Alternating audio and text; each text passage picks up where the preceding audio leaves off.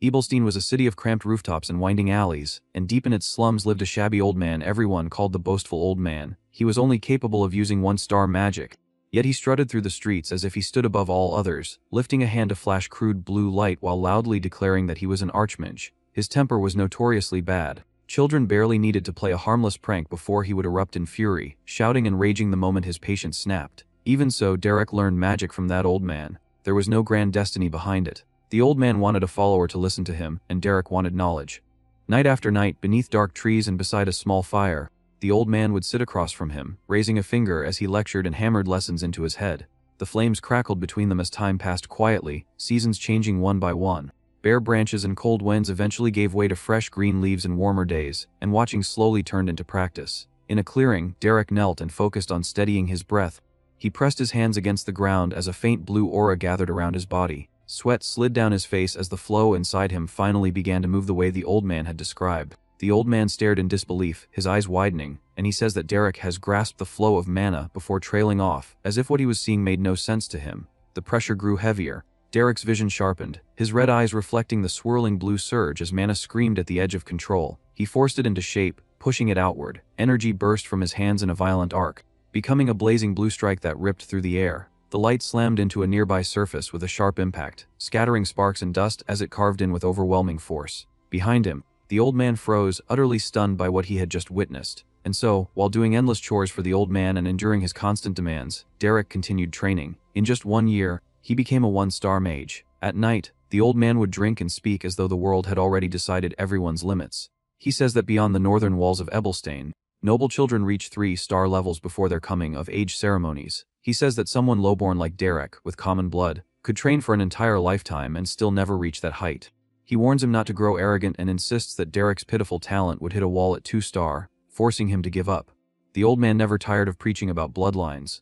He says that magic is determined by blood, and he insists that effort means nothing in the face of it. Derek listened quietly, chewing on plain bread as the same argument circled again and again, drawing an invisible wall between nobles and commoners. At times, Derek wondered if the old man spoke that way because he himself carried regrets for things he could never achieve. That night felt especially long. The old man fell asleep near the dying fire, and Derek remained awake behind him, staring into the darkness as the embers slowly faded.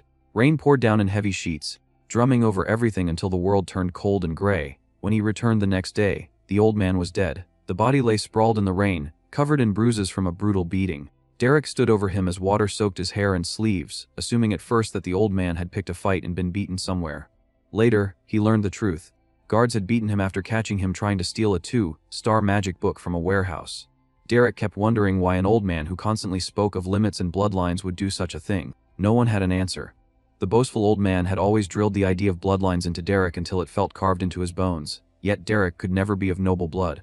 That was because he was not even someone from this world. A blue window appeared and states that Derek has mastered the basics of magic and must choose a primary magic school, warning that the decision cannot be changed. And so, 4 years passed. Katya Flameheart entered Derek's life. She was the former mistress of the fallen Viscount Flameheart family, a noble by birth and a 3-star mage. Many mercenary groups sought her out. While staying in Ebelstein, she accepted work with the Beldern Mercenary Company and taught Derek, who had joined as a young member using only 1-star magic. From Katya, Derek learned many things a 3-star mage could teach. At Beldern's Tears Tavern, she says that it is natural for mages to harbor ambitions of rising higher, and she points out that Derek has that sort of talent. She then warns him that excessive greed only slows progress. Derek replies that he will keep her words in mind. Katya tells him to close his eyes and feel mana. She says that he should calmly sense where mana comes from, understand its flow, and then imagine what he wants to manifest through it. Derek sits still as a thin blue aura forms around him, sweat gathering on his face as he concentrates. Watching him closely, Katya says that he clearly possesses a considerable amount of innate mana. She adds that perhaps due to his combat experience, his mana control is also unusually stable. The energy suddenly surges harder, flooding Derek's senses until his eyes snap open under the pressure. Katya's expression tightens as she reacts to the abrupt shift. A violent sound crashes through the tavern, rattling the room. Mercenaries jump to their feet, shouting and demanding to know what just happened. Someone yells that it might be an attack and orders others to check outside. Derek stares at his hands as faint vapor curls around them, then he looks up sharply and calls out for his master. Katya grips Derek's wrist and orders him to stay silent and simply follow her. Outside the tavern, armed people in the street tense up, and one of them mutters that they definitely heard an explosion, then warns everyone to look carefully because it was unmistakably an explosion.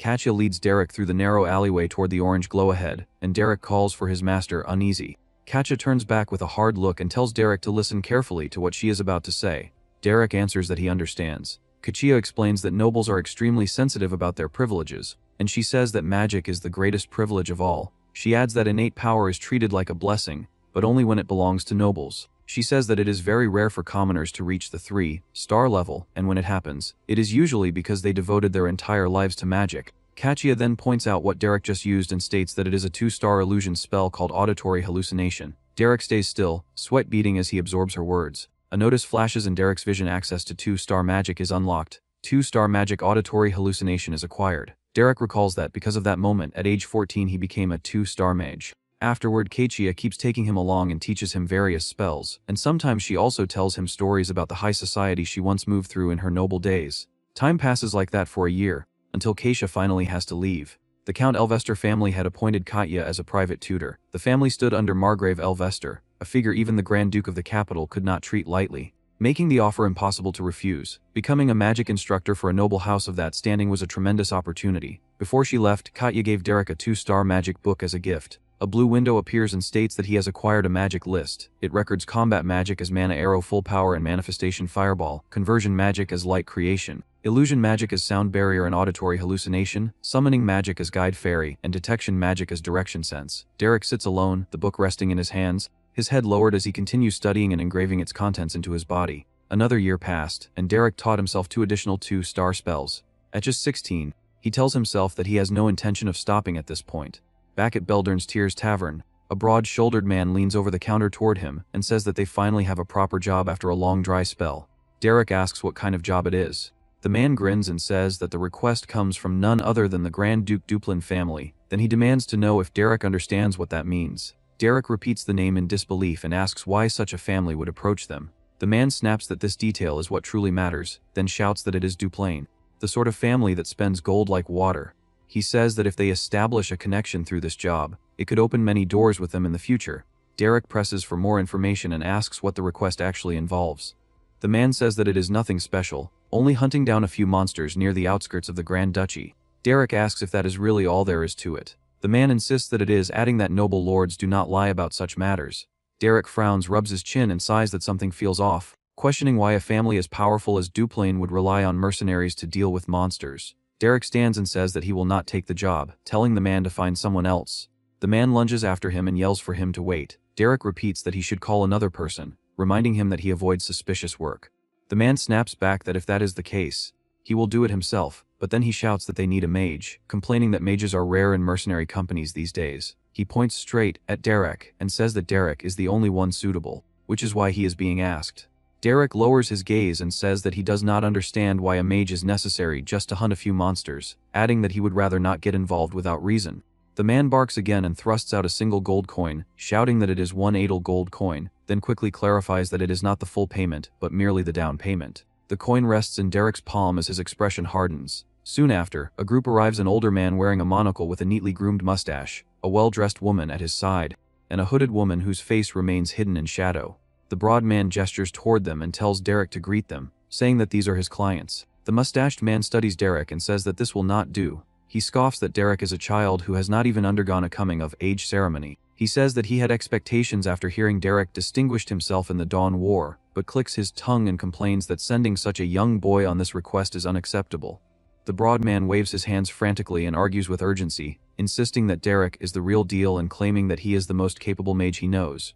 The mustached man turns away and says that they are leaving, declaring that this mission cannot be entrusted to a child. At the doorway, the butler pauses as the woman beside him leans closer and murmurs something quietly. His expression tightens as he glances back, while the hooded woman remains to the side, silently observing without revealing her face. The hooded woman turns toward Derek and asks if he is Derek, then says that they should speak. After that, they move to the Grand Duchy of Duplain. On the outskirts, a goblin leaps out with a shrill cry and Derek steps forward without hesitation. His blade flashes once, cutting cleanly through the charge as blood sprays and the creature's body snaps aside before collapsing. Another goblin attacks from behind, but Derek twists away and strikes again, dropping it before the blow lands. As more rush in, blue mana crackles around his body and lashes outward in sharp lines, binding the goblins in place. Electric light fills the air as their limbs stiffen and their movements stop one by one. Derek glances over his shoulder and says that it is finished, addressing the dispatch officer. The man folds his arms and says that he understands. The hooded woman's lips curve slightly as she says that Derek captured all of them very quickly. Back at Beldern's Tears Tavern, a blonde woman erupts in anger and shouts that Derek has become a noble's dog, calling his name as she storms forward. She tries to climb onto a table, and the broad man panics, telling her to get down and warning that there are customers present. She snaps that even if they are shabby commoners, they should not debase themselves by serving nobles. She demands to know how much the job paid, accusing Derek of throwing away his pride to crawl between a noble's legs. He curtly says that crawling between legs was not part of the request. The blonde woman asked how much he got, joking if it was only a silver coin. The man shakes his head, then breaks into a grin and declares that it was 1 gold coin. Her face lights up as she screams in disbelief. She immediately begs to crawl between Noble's legs as well, and the broad man snaps at her to be quiet, shouting again that crawling is not part of the request. Later that night, the blonde woman lies sprawled across a table, asleep with her cheek resting in a pool of drool. The broad man asks how the job went. Derek says that it was nothing special, explaining that he simply caught a few goblins. The man comments that the first impression was poor, but says that the clients seem wealthy. Derek agrees, then adds that all 3 of them were lying. The man asks if he is serious. Derek explains that a noble family's dispatch officer should possess youth, stamina, and social ability, and says that he looked for those traits but found none. He adds that the woman claiming to be a scullery maid had hands far too clean for someone who does physical labor. He begins to mention the supposed apprentice inspector as well. The broad man cuts him off, calling his name and saying that mercenaries do not need to pry into their clients' affairs. He says that they should simply complete the job and collect the payment, nothing more. Derek answers that he understands. He thinks that Jaden is probably right, and that in the wild only survival matters. He tells himself that everything else is irrelevant. The next day, in the Grand Duchy of Duplain, Derek reports that the area has been cleared, and that goblins will not appear again for some time. The monocled man acknowledges this and says that it is good work. Jaden immediately turns to business and asks about the remaining payment. When the coins are presented, Jaden's eyes shine as he excitedly shows them off, shouting that it is 2 gold coins and marveling at the amount. Derek tells him to put them away and speak properly. The monocled man clears his throat and says that he highly values Derek's abilities, adding that he wishes to entrust him with another request. Jaden blurts out in confusion. The man explains that the Grand Duke's estate is offering 15 idle gold coins for this task. Jaden explodes in shock at the number, and the man asks Derek if he will accept. Derek answers that he will. A carriage sets out, and they arrive at Duplain Manor within the Grand Duchy. Jaden stares at the enormous residence and says that it is impressive. Before entering, the monocled man says that he should properly introduce himself. Jaden panics at the sudden formality and tries to wave it off, saying that they have already worked together and should be comfortable.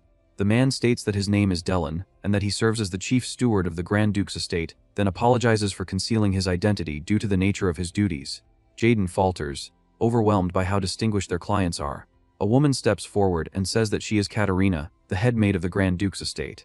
Jaden hurriedly introduces himself afterward, saying that he is Jaden, leader of the Beldern Mercenary Company. Derek watches in silence, thinking that they were never a dispatch officer and a scullery maid, but the chief steward and the head maid. He tells himself that he expected as much, though their ranks are higher than he imagined. The hooded woman approaches, her dress brushing against the stone floor as she walks. Derek looks toward her and begins to piece everything together, thinking that if this is the case, then she must be. The hood is drawn back, her hair spilling free as she reveals herself. She says that she is Iselin Eleanor Duplain. She states that she wishes to appoint Derek as the magic tutor for her younger sister, Diella. Iselin Eleanor Duplain, the eldest daughter of the Duplain family, meets Derek's eyes as she makes her request. The Grand Duchy of Duplain's residence rose in pale stone and sharp spires, servants and guards moving in quiet order beneath the open sky. Inside, Reg hurried into an office and calls for his father and for Valerian to look at something. The man behind the desk glares and asks what Reg thinks he is doing, telling him to conduct himself with dignity. Reg snaps back that the one who needs dignity is not him but Diella, saying that she has gone too far and is now even laying hands on the people he hired. A maid trembles nearby with tears in her eyes. Valerian cuts in and tells Reg to lower his voice, saying that they are in the middle of a conversation. Reg refuses to back down and says that more than 10 servants quit just last month, adding that she smashes objects whenever she feels like it. He demands to know how long his father will keep turning a blind eye. Valerian's patience breaks. He calls Reg's name sharply. Reg speaks calmly and says that even if Diella is a good for nothing, they still have Iselin. Then he says that it is time to let Diella go. His father immediately shuts it down and says that it is not for Reg to decide. Reg presses on anyway, saying that he had the steward look into a monastery. He says that the facilities are good and that children of nobles go there as well. He argues that instead of living while being treated like a burden, It would be better for Diella to devote herself to God's will, and he adds that if keeping her here will bring great trouble to the family, then it would be better too. His father moves in an instant and seizes him, forcing him down with crushing pressure. He says that he believes he already told him that it is not Raig's decision to make, and he repeats Raig's name like a final warning. Raig lies rigid under his grip, then he says that when the time comes to decide, his father must be the one to decide. Later, Derek walks the halls with Iselin. Iselin asks if he has ever heard about her younger sister, Diella. Derek says that he has seen Lady Diella in the Duplain family's registry. Iselin confirms it and says that Diella is probably not well known to the public. A door swings open with a heavy sound, from which Valerian and Raig come out. Iselin stammers Valerian's name. Valerian steps into view and greets Iselin, saying that it has been a while. Then he asks how her experience in Ebelstein has been. Iselin answers that thanks to his care, she has been living comfortably. Valerian glances to the side, notices that Raig looks hurt, and says they should catch up later. Iselin says that she understands. Derek watches silently, his gaze sharpening as the pieces settle into place. Valerian stands beside Raig, pressing a cloth to Raig's head as if wiping away sweat or calming him down, and both of them stare forward with restrained faces. Derek watches from the side, his red eyes narrowing as he notices the tension in the room. A maid stands a short distance away, hunched and shaking, covering her face with her hands as she cries. In the Grand Duke's office, he sits with composed posture and says that he is relieved to hear she has been doing well in Ebelstein. She says that it is all thanks to her father. With a gentle smile, she introduces Derek as the magic tutor she brought from Ebelstein, explaining that he said he would take charge of Diella. The Grand Duke studies Derek and says that he understands. Iselin rises and says that since her father seems busy, they will take their leave. She turns to go, and Derek follows half a step behind her, but the Grand Duke calls out and orders Derek to stay behind. Derek pauses at the threshold, glances back with a guarded expression and falls silent. The Grand Duke continues working at his desk, pen moving across paper. Then he looks up and comments that Derek is quite young, confirming that he is 16. Derek answers that yes. The Grand Duke asks if Derek can handle magic to some extent. Derek replies that he can use a bit of one-star magic. The Grand Duke chuckles quietly and says that Derek has no reason to lie. He adds that humility does not always come off as a sign of virtue. Derek keeps his face still, but he thinks that the Grand Duke's name carries weight, and he concludes that humility will not work on a 5-star mage. Derek says that he apologizes if he came off as disrespectful. The Grand Duke says that it is fine, and he says that he knows why Derek carries himself that way, warning that being too talented can end up eating away at a person. He then says that judging by Derek's age and attire, he does not look like someone suited to be a magic tutor. Derek answers that he is a mercenary. The Grand Duke says that since Iselin chose Derek, he will not pry any further. He grants Derek entry to the annex of the residence where Diella lives, and he orders that a maid guide him, telling him that he may go now. Derek stops and asks to request one thing. The Grand Duke tells him to proceed. Derek says that he is a mercenary, and if he takes a commission, it is his duty to see it through. He states plainly that Lady Iselin commissioned him, so that Lady Diella may learn magic and enter high society as a proper noble. The Grand Duke responds that Derek is merely spelling out the obvious. Derek says that he is doing it because he has an earnest request to make. The Grand Duke's expression shifts with quiet curiosity. Elsewhere in the residence, a plate is thrown, crashes and shatters on the wall, fragments skittering through the room. A maid recoils with a scream and collapses into a trembling bow, saying that she is sorry and apologizing sincerely to Miss Diella. Diella stands over her with cold eyes and says that the maid is foolish for thinking an apology will change anything, given her status. She orders the maid to get out of her sight immediately, and she threatens that if the maid shows herself one more time, she will throw another plate at her lowly face. In the waiting room, a cup and saucer sit untouched on the table as Jaden blurts out why Derek of all people was chosen, insisting that magic tutors should have been lined up in front of Duplain, and that a commoner would have difficulty working as a noble's magic tutor. Iselin lowers her gaze and says that she thinks she tried almost every famous magic master on the entire continent, but in the end they all gave up. She says that is why she opted for someone who can use magic but is under desperate circumstances. She argues that although Derek has the background of a mercenary, he seems to know a bit about how nobles conduct themselves and their culture. Jaden replies that Derek's master was a fallen noble who used to be quite successful, and Derek must have learned all sorts of things from him. Iselin smiles and says that she also figured Derek was refined and kind despite being a mercenary, and that she thought he might be able to gently rein Diella in and lead her. Jaden laughs lightly and says that Lady Iselin needs to learn how to see through people better. Iselin blinks and asks what he means. Jaden explains that Derek is a mage who grew up on the streets and worked as a mercenary before he even came of age. Then he asks if Iselin truly thinks someone from the streets can survive from nothing with kindness.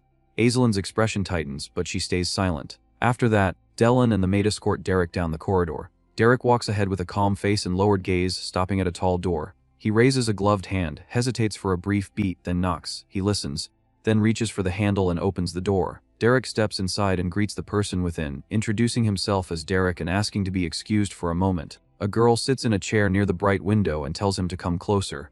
She turns enough for her hair to catch the light, and she is revealed as Diella Catherine Duplain, the second daughter of House Duplain. Derek takes a step toward her, cloak trailing behind him. Diella's lips curl as she watches him approach. In the next instant, a splash erupts. Cold water arcs through the air and slams into Derek's face and chest, soaking his hair and cloak. He stiffens under the impact, droplets running down his jaw as he exhales without a word. Diella clasps a hand to her mouth and says that this is horrible, pretending surprise as she claims she thought some sewer rat had come in. She asks if Derek is the mercenary the Grand Steward mentioned. Then she tilts her head and says that looking at him again, maybe he really is a sewer rat. She plants a foot onto a chair and climbs up, looming above him in her red dress. She spills another bucket on him and says that she prepared it for him, asking if it brings back memories of his hometown. She says that being drenched in gutter water suits him much better. Water continues dripping from Derek's hair and lashes as he stands motionless, eyes lowered, saying nothing. Diella glances at the emptied container and complains that she ran out of water, calling it a shame and saying this is disappointing. Derek finally raises his eyes slightly, and Diella's expression shifts as she lets out a small. Diella's expression twists as Derek's eyes lift toward her. She kicks him down and she snaps that he has no right to look at her. Diella stands over him in her red dress with her chin raised. She takes off her shoe as she mutters in disgust and says that he stinks, covering her nose as she looks at the water dripping from him. She throws her shoe at him before she plants herself in front of him and tells him to know his place, calling him a sewer rat. She mocks the idea of someone like him teaching her, and she says that the streets clearly did not teach him any common sense. Elsewhere, the Grand Duke's office sits heavy with books and documents, sunlight spilling across the desk. The Duke recalls the earlier meeting. Derek faces the Grand Duke and says that the fact he is here means Lady Diella's problem cannot be resolved easily. He says that he wants to ask the one who loves Lady Diella more than anyone else how much authority he is willing to grant him when it comes to teaching Lady Diella. The Grand Duke listens in silence, his gaze sharpening as the request lands. Back in Diella's room, the air snaps with a sudden impact. Diella's head jerks, her cheek flushing as shock floods her eyes. She drops to the floor, stunned, one hand rising toward the place she was struck. Derek stands above her in cold shadow, his cloak hanging heavy and his red eyes unmoved. He looks down at her and tells her to get up. 3 years ago. A wagon rattles along a country road as Derek sits beside his teacher. He calls her teacher and asks what she would do if she had to teach a stubborn student who did not appreciate kindness. She thinks for a moment and says that she would try to understand them, embrace them, and take them in. Derek asks if that is not too idealistic. Then he asks what she would do with a student he cannot even do that with. She says that the essence of teaching is to lead a student in a better direction, and she says that if he cannot communicate through understanding and acceptance, he must find a different starting point. Derek asks what a different starting point is. His teacher answers that it is by carving fear into them. Back in the room, Diella's eyes widen as Derek moves. A sharp impact snaps through the air, and Diella's cheek flushes as she drops to the floor, stunned and clutching her face. Derek stands over her and says that she will treat others with consideration and respect. He warns her not to make him say things twice, and he orders her to get up. Diella pushes herself up with shaking anger and swings at him, her strike thirding into his cheek. She trembles and screams that how dare the likes of him, and she starts shouting that he dares lay a hand on, only to get bitch slapped again. Derek looks down at her and says that he will not make her say things twice either. He repeats that when she deals with others, she will do so with consideration and respect. Diella's lips twitch into a disbelieving smile as she lets out a small, confused sound. Then she whirls and screams for the Grand Steward, shouting that this lowborn dared to put his hands on a young lady. The Chief Steward rushes in with maids close behind. He calls out to ask if Lady Diella is alright, then he glares at Derek and demands to know what he thinks he is doing. He shouts that Derek dared to lay a hand on the young lady and warns that if the Grand Duke finds out. Derek calmly raises a sealed document and says that His Grace has granted him full authority over all of Miss Diella's education. He adds that His Grace has permitted him to employ whatever method he chooses. The Chief Steward stammers as he reads, and Diella stares up at the paper in shock. Night falls over Duplain residence. Ray grabs Valerian's arm in the corridor and pleads for him to calm down, but Valerian storms forward and shouts that so Derek is the mercenary. Derek sits waiting inside silent, eyes lifted only slightly. Valerian lunges in rage and screams how Derek dares hit Diella, and Ray clings tighter and begs him to put that down and talk. Derek turns his head and says that it is something His Grace permitted. Ray forces Valerian back and says that Derek is a guest Iselin brought, warning that if Valerian acts like this, it will harm Iselin's position. Ray adds that their father allowed it too. Valerian's jaw tightens as he swallows his fury. Valerian points at Derek and orders him to come with him. He snaps at Reg not to interfere and tells him to go attend to his own matters. Reg walks with Derek and says that he heard what happened, and he says that Diella does need a beating before she comes to her senses. He tells Derek not to worry, saying that Valerian will not go too far. Derek glances back over his shoulder as he walks, his red eyes steady and unreadable. Ahead of him, Valerian continues down the corridor, and Reg watches them go from behind. Reg mutters that he does not know why Valerian is protecting that hopeless one. In a dim space lit by a narrow beam, Small Doll sits rigidly on the floor. Valerian stops at a closed door and tells Derek to come in. Inside, he says that this is the room Diella used when she stayed in the main house, and that it has been left like this ever since. Derek steps into the cold, quiet room and looks over the canvases and the scattered traces of paint. Valerian says that Diella used to love drawing. He says that every time she asked him to look at her drawings, her face would turn red, and that she was so adorable. He adds that she never finished a drawing, and that most of the time she would leave a blank space and only draw the parts she liked. Valerian pauses, then says that he is sorry about earlier, admitting that he got emotional and apologizing for it. Derek answers that he does not need to worry about it. Derek looks at the unfinished paintings and asks why Valerian brought him to this room. Valerian says that he wanted to show Derek that Diella was not a child who deserved to be despised or beaten, but that at some point she started obsessing excessively over bloodline.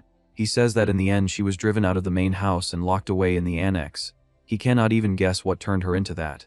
Valerian says that they have to stop her from being sent to the monastery. He says that if she learns even one star magic, he will be able to persuade their father somehow. He grips Derek's shoulders with desperation and begs him to please save Diella. Derek freezes mid-breath and says that he should wait. He flips open a book and says that she did not completely give up on magic, judging by all the notes in the margins of these books. Derek points toward the stacks and asks if the books over there are all theory books from the School of Regulations. Valerian answers that yes, and says that is right, because nobles learn from the School of Regulations. Derek closes the book slowly, eyes narrowing in thought, then he says that he will give it a try. Night settles over the annex. Diella lies asleep in bed, her hair spread across the pillow, breathing slow and careless. Derek stands over her with a bucket in hand and tips it without hesitation. Cold water crashes down and Diella jolts awake with a scream, thrashing under the drenched sheets. Derek looks down at her and asks if she is seriously falling asleep right now.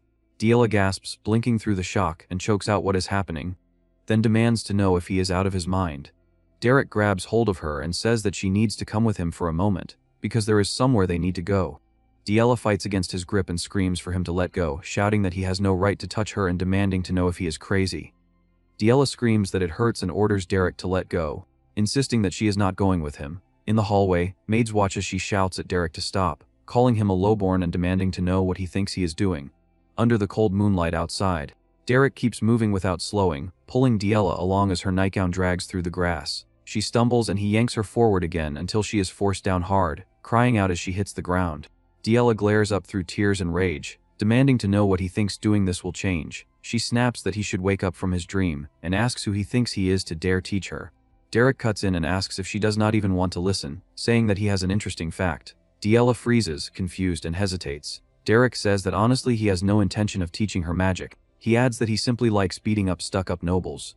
Diella jolts and asks what he just said. Derek asks if she does not agree, saying there is no reason for someone from the bottom to like nobles. He says that this tutor nonsense is only an excuse to beat up arrogant, high and mighty nobles like her. His hand closes around the hilt at his waist, and the blade shifts as if he is ready to draw. He asks if she knows how beautiful the screams of those oh-so-noble people are. Diella's breath catches as she asks if he thinks he will be safe after doing something like this. Derek answers that of course he will be safe, because she is going to be shoved into a monastery soon anyway. He asks who would believe anything she says. He continues coldly, saying that if something really big happens, he can just apologize with his life, and he adds that a commoner's life is worth that much, is it not? He says that he could also just run away, and that they would forget about him soon enough. He says that he would be doing Duplin a favor by getting rid of its headache after all. Diella's face drains as she tells herself that she is going to die. She bolts. She runs across the night grass, dress whipping behind her, and she tells herself that if she gets caught by him now, she will die. She tells herself that if she cuts across the grassland toward the residence, he will catch her right away. She decides she has to shake him off in the forest. She tells herself that if it is the forest, she knows it well, and she can run back to the residence from there. As she pushes harder, panic blazing in her eyes, she tells herself that then he will be the one who dies instead. A sudden heat flares behind her. Diella jerks mid-stride at the burning glow, and her eyes widen as a swirling sphere of fire blooms in the darkness. She stares, realizing it is a fireball. Then she panics as she remembers that fireball is 2-star magic. She demands to know how that bastard can use 2-star magic. The blazing orb drops like a falling sun, roaring down into the ground near her. The explosion throws light and heat across the forest edge, and Diella screams as the flames erupt beside her. The fireball detonates in a violent bloom, dirt and sparks blasting outward as Diella is thrown back, arms flailing while heat washes over her. She twists on the ground, eyes wide and shaking, and she sees Derek in the smoke with a faint smile. He says that he guesses he missed. Diella scrambles up and runs, feet pounding through wet grass as she grits her teeth and forces herself forward. She stumbles hard and drops to her hands, groaning as her knees hit the ground, and a sharp blue streak slams into the earth nearby with a cracking impact. Diella jerks her head up, breath ragged. Another blue shot bites into the ground close enough to spray dirt, and Derek's voice carries through the dark. He says that she is pretty quick, then he says that it is hard to believe that speed belongs to someone who has been shut inside the annex all day. Diella glances back with trembling fury, then bolts again into the forest path. As she runs, her thoughts spiral. She wonders how long she has to keep running, and whether she can even get away. She tells herself that at this rate, he will definitely catch her. Behind her, Derek drops to one knee and presses a glowing hand to the soil, mana rippling in a circle like water. He lifts his gaze toward the trees and thinks that this forest is the one he saw in the paintings. He thinks that it must be where she has been running around since she was little. He thinks that without even realizing it, she felt the mana in the vast wilds and transferred that feeling onto the canvas. And he concludes that this is definitely. Diella suddenly whirls back with a ragged scream, raising a heavy rock over her head and bringing it down with all her weight. Derek quickly draws his sword and slashes the rock with a quick slash. Diella freezes, eyes blown wide at the failed blow. Derek steps forward with his sword lowered at his side, and says that he will admit her spirit is admirable, adding that knowing it would be hard to shake his pursuit, she chose to strike back instead, and that could not have been an easy decision. Diella pants on hands and knees, shaking as she tries to lift herself. Derek looks down and says that she does not even have the strength left to run anymore. He raises the blade and points it toward her and asks if she has any last words. Diella lets out a strained, bitter laugh. She says that he must be joking if he thinks she is going to apologize, and she says that unlike lowborns, she does not grovel. She tells him to just kill her. Derek lowers his blade slightly and asks why she is so obsessed with bloodline. Diella's shoulders shake as she turns away, then she asks what she would have left, saying that if someone takes away her great bloodline, what does she have left? She curls into herself and chants that it is magic, repeating it like a desperate prayer. With tears running down her cheeks, she cries out and asks if he thinks she never tried. She bends forward, nails digging into the dirt, and says that no matter how hard she tries, it still does not work. She says that if she gets weeded out of everything, magic or painting, then if she falls behind in everything, she will lose everything. She whispers again that if even bloodline is gone, then what is she, and she breaks down with the question hanging. Derek watches in silence. Mana flares along his sword. He lifts it high, blue light crawling over the steel, and he says that he has heard enough. He says goodbye. The blade swings and a sharp blue arc tears through the air. In the next instant, jagged ice erupts from the ground around Diella, blooming upward into a crystalline cage. Diella freezes, eyes widening as cold light surrounds her, and she stares at her own hands as if they no longer belong to her. She trembles and mutters that it is magic. Derek lowers his sword and places a hand over his chest, then he says that it is good work, Lady Diella, and asks her to pardon his rudeness. He says that it may not be something she could truly call magic if it is just a manifestation of mana, but he says that she still did it. Diella's breath catches in her throat, and a strangled sound escapes her. The cold bites deeper, panic floods her face, and she screams until her voice cracks inside the glittering ice. Later, under the moon, Derek sits with her in the forest and says that it means she is from the School of the Wild. Diella repeats it in disbelief and asks what the School of the Wild is. Derek says that it is right, and he says that he has heard most nobles learn the School of Regulations. He explains that at its core every school of magic is essentially the same, but it differs enormously in the process of understanding and mastering it. Diella gathers herself as he says that she is from the School of the Wild, and that trying to learn magic through the theory of the School of Regulations was bound to cause problems. She was not just trying to wear clothes that do not fit, but that it is like forcing herself into clothes that will not even go on her body. She looks straight at him and asks how he knew, asking how he knew she is from the School of the Wild. Derek says that he saw the drawing she made. He says that she could feel mana drifting through nature and put it onto the canvas. Derek says that mages born with the temperament of the School of the Wild usually sense the mana in nature when they are young. Diella listens with a stiff face, eyes still wet but focused on him. Derek looks her over and says that is enough, and that she should be able to walk now. Diella steadies her feet and silently tests her balance, thinking that this is not bad with just this much. Derek turns away and says that she succeeded in manifesting mana, but she still has a long way to go. He says that starting tomorrow, he will teach her how to manifest mana naturally. Diella calls Derek's name, hesitates, then awkwardly says thanks. Derek gives no immediate reply, then says they should go. Diela blurts that she's going with him too, hurrying after his back. As they walk under the moon, he brings up the sunset painting and asks if it was her work. Diela says that she does not know, and that it has been a long time since she put down a brush. He says that it was beautifully done. Diela's expression softens as she says that it was her masterpiece, and she adds that he is the first person who realized it was finished. Morning light pours into the room. Diela bolts upright in bed, then raises her hand and tries to gather mana again. A faint swirl forms at her fingertips, and she mutters that this is hard. Outside, a maid approaches with a bucket. As the door opens, startling the maid into a scream as the bucket jolts and the water sloshes onto Diela's pajamas. The maid panics and stammers an apology, saying she is sorry. Diela stands there, glaring. The maid gets down on all fours and starts begging for forgiveness. Diela tells the maid to watch where she is going. The maid freezes, confused by the lack of punishment, and crawls back in shock. Other maids gather and ask if she is okay and whether she was hit. The maid says that she is fine and that Lady Diela only told her to be careful. Someone murmurs, unable to understand what happened after Lady Diela went out last night, while Diela walks away down the hall without looking back. Derek sleeps, face half buried in his pillow, until loud knocking and a sharp voice call his name again and again. He groans and sits up, rubbing his eye, and asks what it is. Dylan stands with Diela and warns her to mind her manners, saying this is inappropriate. Diela demands that Derek teach her how to handle the mana she manifested. She says that she tried on her own but it is not working. Dylan's face contorts in shock as he realizes and repeats to himself that she manifested mana. Diela insists that Derek said he would teach her today, so he should hurry up and teach her. Dylan tells her to come back in the afternoon and leads her away. As they leave, Dylan mutters with teary relief that Lady Diela finally did it. She clicks her tongue. Diela whips around in irritation and demands to know who he thinks he is, ordering her to come back later. She pounds on the door, shouting for it to be opened right now, and demanding to be taught immediately. Derek, still exhausted, lies back down as the banging continues outside. Morning light washed over Duplin residence, the long roofs and high walls gleaming under a clear sky. In a corridor, maids worked with brooms and buckets, whispering as footsteps passed by. One maid asks if the other heard the rumor, saying that people were saying Lady Diela did not break a single plate. The other maid agrees excitedly and says that she splashed water that morning and did not get hit for it.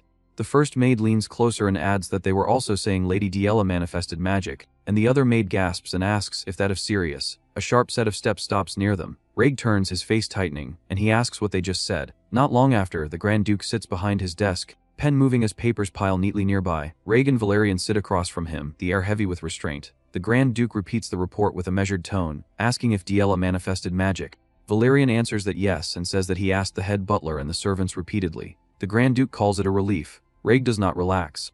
He says that they should not jump to conclusions just because she manifested magic. Valerian snaps at Raig by name, saying that his sister manifested magic and he should be praising her. The Grand Duke falls silent, eyes unreadable as he continues writing. Raig reminds them that they remember everything she has done up until now. He insists that a result as small as this should not be enough to brush aside sending her to the convent.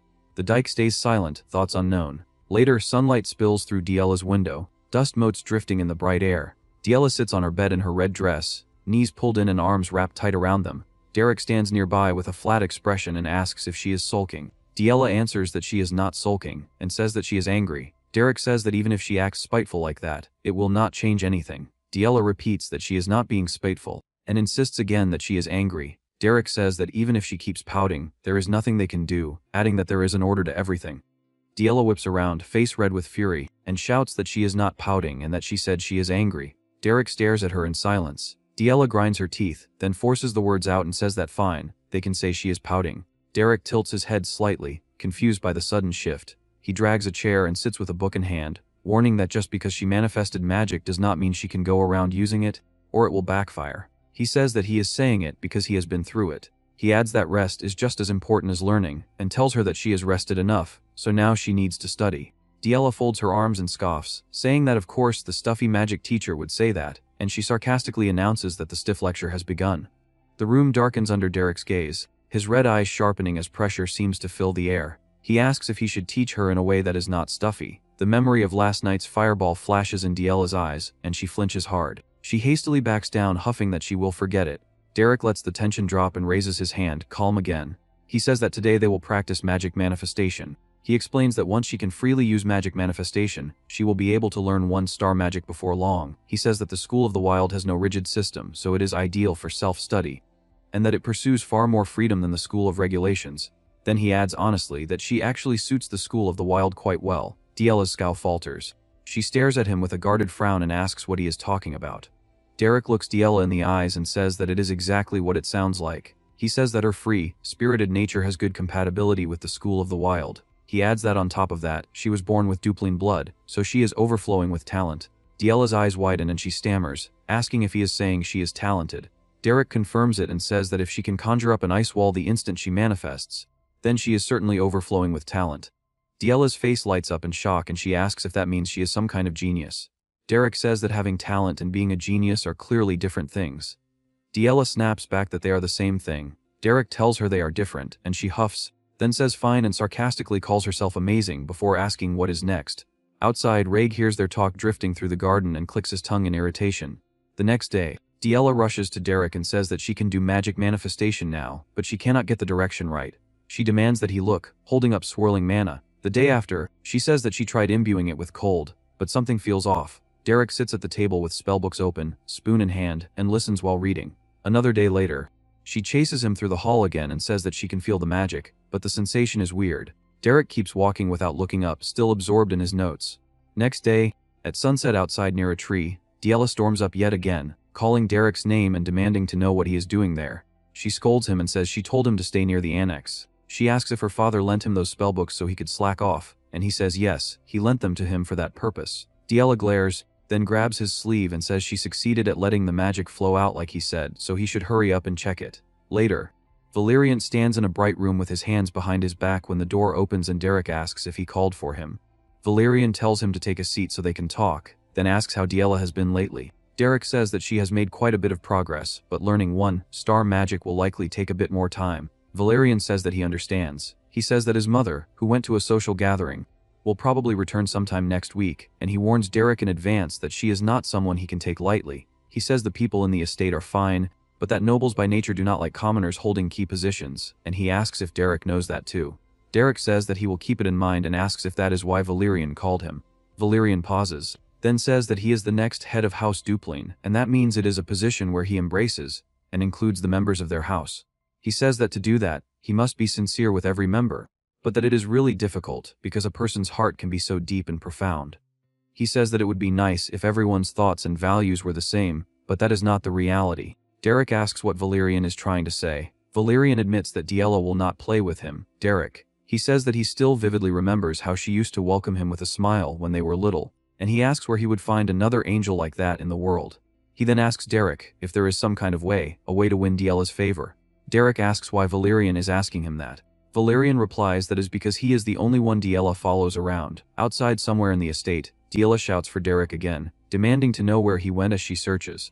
Before my boy could leave, Valerian stops him again and insists Derek look at something first. He says that he learned how to make dolls from the maids, then asks what Derek thinks. He presents a stitched doll dressed like Diella and proudly asks if it does not look exactly like her, then asks if Derek can feel his big brother love from it. Derek stares at it coldly and asks if Valerian is trying to curse someone. Valerian flinches embarrassed and says Derek is completely useless for this sort of thing. Not long after, Derek stands in the manor while servants and attendants gather.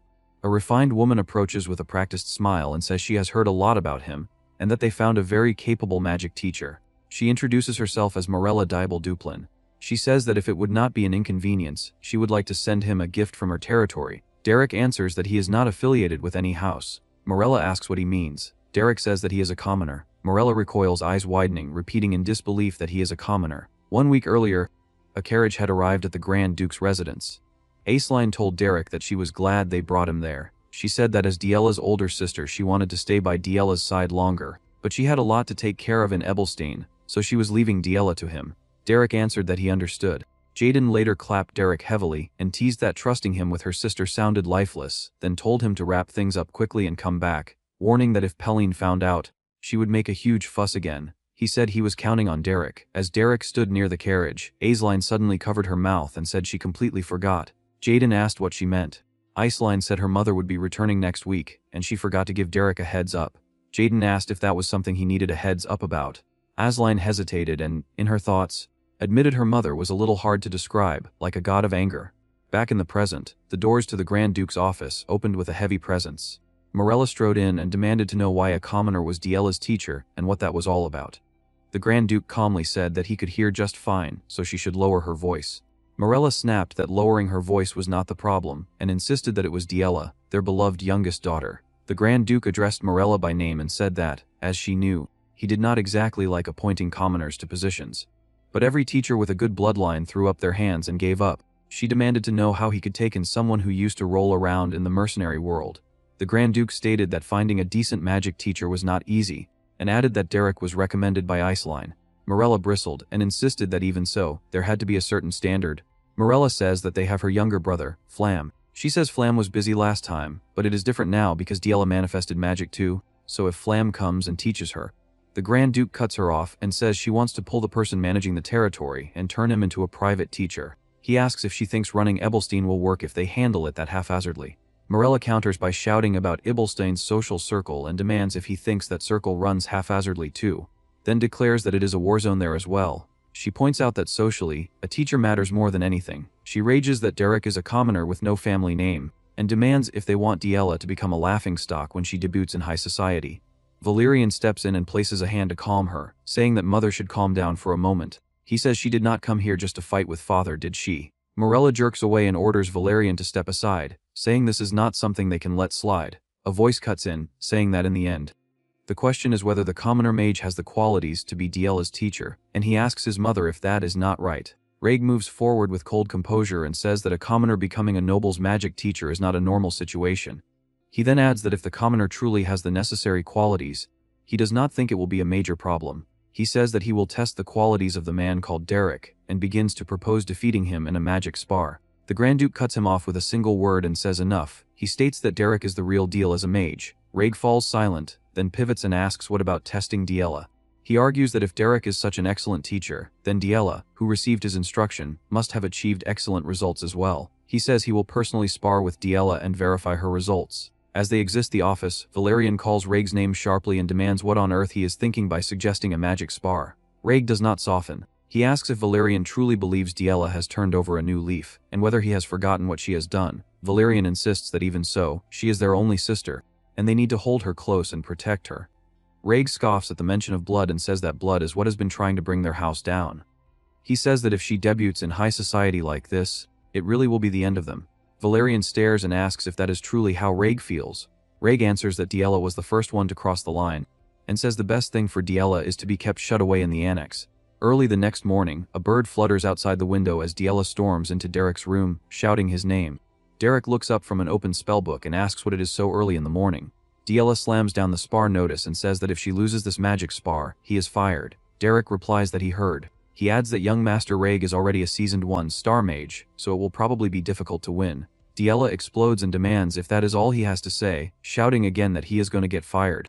Derek stays seated, holds the rolled document calmly, and says that he is a mercenary. He says that he does the job he is hired to do, and he takes the pay that comes with it, and that is all. He adds that he has already been paid more than enough. Diella's anger falters into confusion, and she asks if he really means that. 1 week later, the Duplain flag flutters above the residence, and the wide courtyard below fills with attendants gathering in orderly lines. The Grand Duke walks out with his wife and a butler at his back, his gaze fixed ahead as if judging the day's outcome before it begins. Derek stands waiting with his cloak drawn close, and he says that the Duke has come. Derek adjusts the front of his cloak without a tremor. Watching him, the Grand Duke thinks that Derek does not look nervous at all, and he wonders if that means Derek is confident. The Grand Duke thinks that Derek has a certain nerve in a situation like this, and he decides that this is not someone they should underestimate yet. Boots approach with measured steps, the hem of a cape swaying, and Raig advances with a cold expression. Raig thinks that this will not be a simple magic spar, and he swears that today he will break Diella completely. He thinks that he will make her regret the past down to her bones. Diella walks in wearing a red hood, her small steps controlled but tense.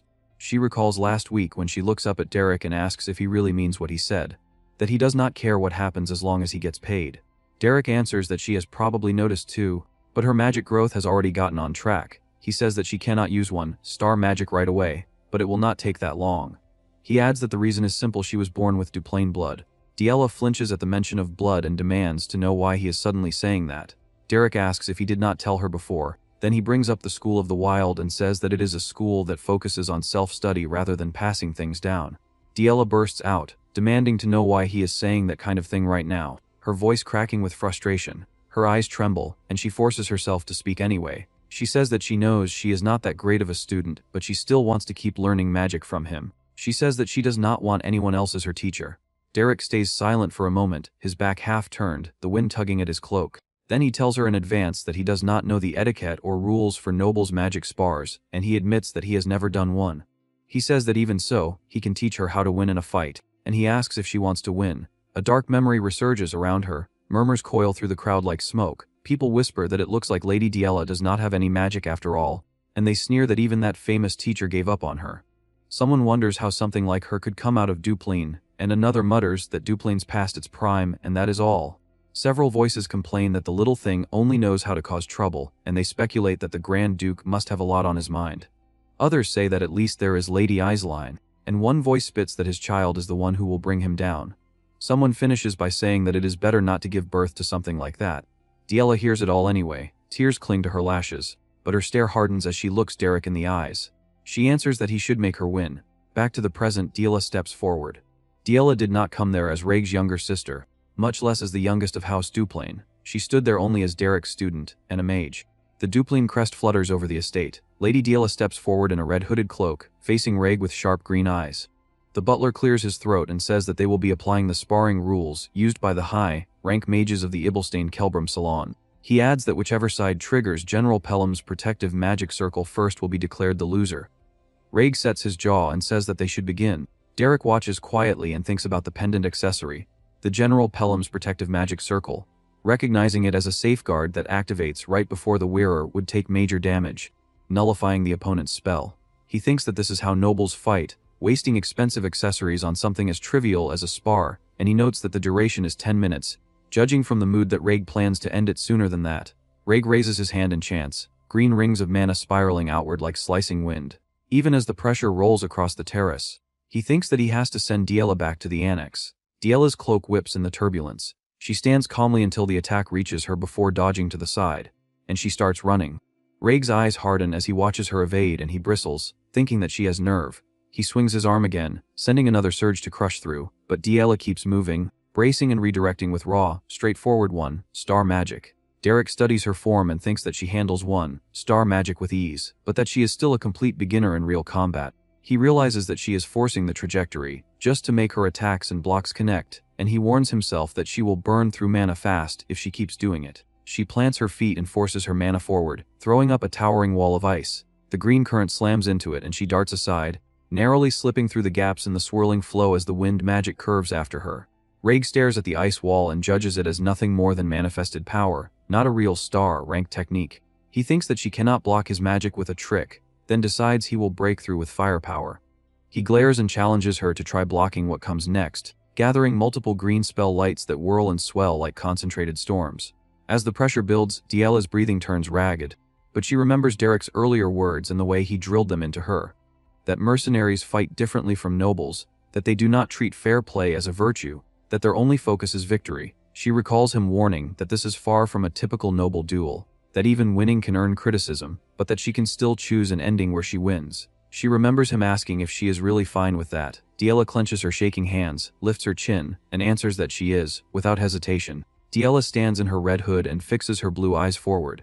Green mana whips through the air in crescent blades, and the wind pressure rolls in like a storm. Diella drives herself low and runs, her cloak flaring as she slips past the edge of the cutting flow.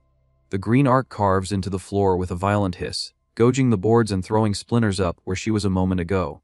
As she keeps moving, she recalls the lesson Derek drilled into her, and she repeats to herself that among mercenaries there are people who keep winning even when there is a gap in strength. She reminds herself that those people do not duel, and they fight. She tells herself that fighting means controlling the battlefield by using the terrain and surroundings, and that they will use anything and everything available to seize victory. She forces herself to remember that she must even seize the very short moment when the opponent drops their guard. Raig tightens his stance and drives another spell forward, confident enough to say that it is over. The next blast slams down with crushing force, and ice fractures under the impact as another wind slash comes at her from behind. The strike tears across the terrace and connects, sending dust and debris upward. Derek watches calmly while their mother snaps into panic and shouts at Dellen to stop the spar immediately, insisting that Yahello is hurt. The Grand Duke answers coldly and tells her to sit down, then says that it is not over yet. When she protests and insists that Yahello was clearly struck by the attack, he cuts her off and says that she is wrong, because General Pelham's magic circle did not activate. The Grand Duke falls into silence, watching without blinking. Derek sits below, still as stone, his red eyes steady on the terrace. The Duke watches him and thinks that he did not even blink, then wonders if he already expected Diella to grow to this extent. On the terrace, Raig's expression hardens, as he thinks that she definitely should have been struck by that. He questions why the magic circle did not activate, and he searches for her with a sharp, unsettled glance, wondering where she went. A sudden crack splits the floor by his boot. Before he can shift his weight, a jagged surge of ice erupts upward from beneath him. The blow catches him off guard, ripping him off his feet as he grunts through the impact. He crashes down hard and skids across the terrace, his body twisting as the shock finally breaks across his face. Raig clenches his teeth as cold sweat runs down his face, and he thinks that the attack came from below the platform. He turns his head toward the official standing at the edge and thinks that, by the Kelburn Salon's rules, leaving the platform should count as a loss. When nothing is declared, he lets out a bitter scoff in his head, and thinks that they are really treating being below the platform as if it does not count as having left it. He grits his jaw and thinks that the nobles probably never even considered a petty trick like this being used in a magic spar between nobles.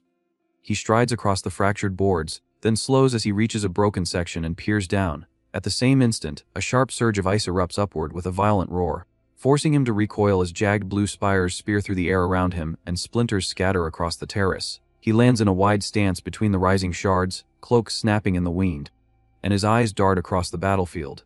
Raig swallows hard and thinks that he cannot see her, and that landing an attack on her will be difficult.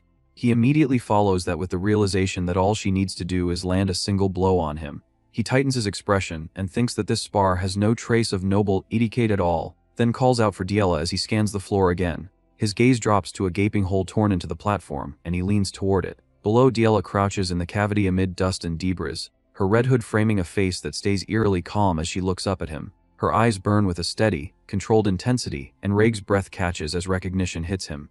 He thinks that he has seen that look somewhere before, and he recalls the same unusually calm gaze Derek had when Raig's older brother grabbed him by the collar. Raig's expression darkens as he thinks that Diella could not have come up with this alone. His eyes flick toward the stands where Derek sits with his arms crossed, unmoved. And rage bowls up in Raig as he thinks that Derek is scum and that this must have been his plan. Raig grabs at his cloak's clasp, yanks it free, and flings the heavy fabric away so it spins through the air and drops beside the ice spires. He straightens, lifts his hand as if accepting the rules of this twisted exchange, and says that fine. He will play along, then declares that he will play along with this scheme of hers. The duel presses on. Raig stands alone on what remains of the shattered platform, the stone cracked and splintered by his own magic when he tried to strike his opponent. Broken planks hang at odd angles. Dust drifts through the air. The arena no longer looks fit for nobles. From the balcony, the Duchess cries out in disbelief. She says that she cannot believe Diella would crawl into a filthy pit beneath the stage, calling it disgraceful and unladylike. Her voice trembles as she pleads with her husband to stop the duel at once. The Duke remains composed. He says that she should keep watching, since Diella has not violated any rules. His expression stays calm, thoughtful, and possible to read as his eyes follow the chaos below. Beneath the broken floorboards, Diella kneels in darkness. Shards of glowing ice hover faintly around her, casting cold light over the dirt, smudged planes of her face. Her eyes are wide, steady, burning with focus. In that stillness, something changes. For the first time, she sees it clearly, the flow of mana moving through the air like invisible currents made visible. Above ground, Raig stiffens. A sharp jolt runs through him as he senses the shift in her presence. Surprise flashes across his face. Suddenly, jagged pillars of ice burst upward from below. He leaps back just in time, boots scraping across cracked stone as the spikes tear through the stage where he stood. He grits his teeth, realizing she is deliberately disrupting his casting whenever he tries to chant. He refuses to fall here. Sweat slides down his temple as his eyes dart across the ruined arena. He searches for anything, any advantage. Then he spots a tall flagpole at the edge of the platform. A reckless idea takes shape. Underground, Diella notices something else. The flow of mana from Raig has stopped. She understands immediately that he is planning something. She steadies herself, preparing to strike the moment she senses his next chant begin. At the sidelines, the old butler watches anxiously. He murmurs the young master's name under his breath, worry etched into his lined face. Without warning, Raig moves. He launches himself upward and scrambles up the flagpole with startling speed. As he climbs, he thinks that from this height and distance, she will not be able to interfere with his mana flow. But there is a problem. From such an unstable perch, chanting is impossible. He sees only one path to victory. He decides to pour all his remaining power into a single overwhelming attack, one strong enough to obliterate the entire platform without the need for a chant. Perched at the top, wind whipping around him, he unleashes it. A massive blast of magic roars downward. In the stands, Derek watches the scene unfold, his expression cold and unimpressed. The magical bombardment slams into the stage. Stone cracks. Wood splinters. The pillar beneath shatters under the crushing force. The shockwave travels upward. The flagpole cannot withstand it. Its base fractures. The pole snaps violently, and Reg is thrown into the air, his balance completely lost. A deafening explosion tears through the dueling grounds. Smoke and debris swallow the stage whole. The Duchess screams her son's name in horror as the blast consumes the arena. When the dust begins to settle, Reg lands safely on the ground, bracing himself with one hand. He lifts his head sharply, eyes scanning through drifting smoke, searching for her. Then a figure bursts from the haze. Diela sprints across the ruined stage. Reg reacts instantly. Mana gathers at his fingertips, condensing into a glowing blue arrow. He releases it, and the streak of light whistles toward her. Diela's eyes widen. She twists her body and thrusts out her hand. A surge of her own mana erupts outward to intercept the attack, but the strain is obvious. Shock flashes across her face. The effort nearly overwhelms her. Reg wastes no time. Another arrow forms at his fingertips. Diela sees the projectile coming straight for her. She understands she cannot block this one. Instead of retreating, she changes tactics. She charges directly toward him. Reg allows himself a brief, confident smile. He believes that if even one arrow connects, the duel is his. He underestimates her speed. Before he can react, Diela closes the gap and drives a powerful kick across his chest. The blow snaps his head sideways. He stumbles back in shock. Blood trickles from Diela's lip as she grits her teeth. Reg drops to one knee, clutching his chest and gasping, stunned by the unexpected physical strike. While he struggles to regain balance, Diela plants one hand on the ground and scoops up a handful of dirt and sand from the wreckage. Seeing her chance, she flings it straight into his eyes. In a move unheard of in noble duels, grit and dust scatter across his face. Reg recoils, cursing as he tries to wipe the debris from his eyes. For a few critical seconds, he is blinded. Diela uses that moment to retreat to a safer distance. When his vision clears, realization dawns. If she has resorted to physical blows and throwing sand, then she must be out of mana. He cannot believe she is willing to fight like this. She continues to struggle even when defeat seems inevitable.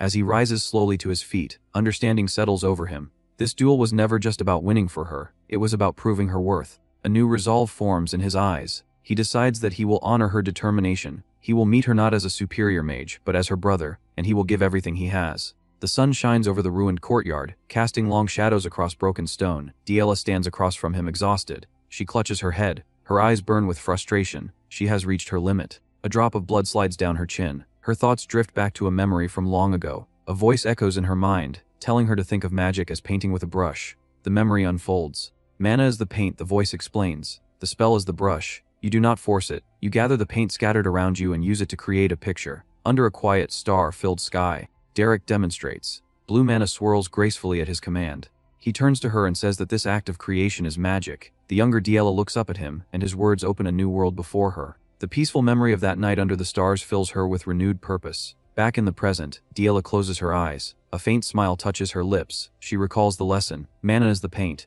The spell is the brush. A soft blue aura begins to surround her. She ignores the rigid chanting she was forced to memorize. Instead, she reaches out with her will alone. The light around her intensifies. She feels it clearly now. The raw mana in the air responding, swirling, gathering at her fingertips. She opens her eyes. Her gaze is sharp. With this paint, she decides she will create. In a brilliant flash, the mana coalesces. A perfect, shimmering ice spear materializes beside her, suspended within a complex magic circle. She has done it. That is magic. The butler stares in disbelief. His jaw slack, a bead of sweat rolling down his temple. The Duchess turns to her husband, her voice shaking. She says that Diela, the daughter they believe to be a failure, is using one-star magic. Reg watches with concern. He says her name under his breath, worried that she might lose control and cause a disastrous accident with such a spell.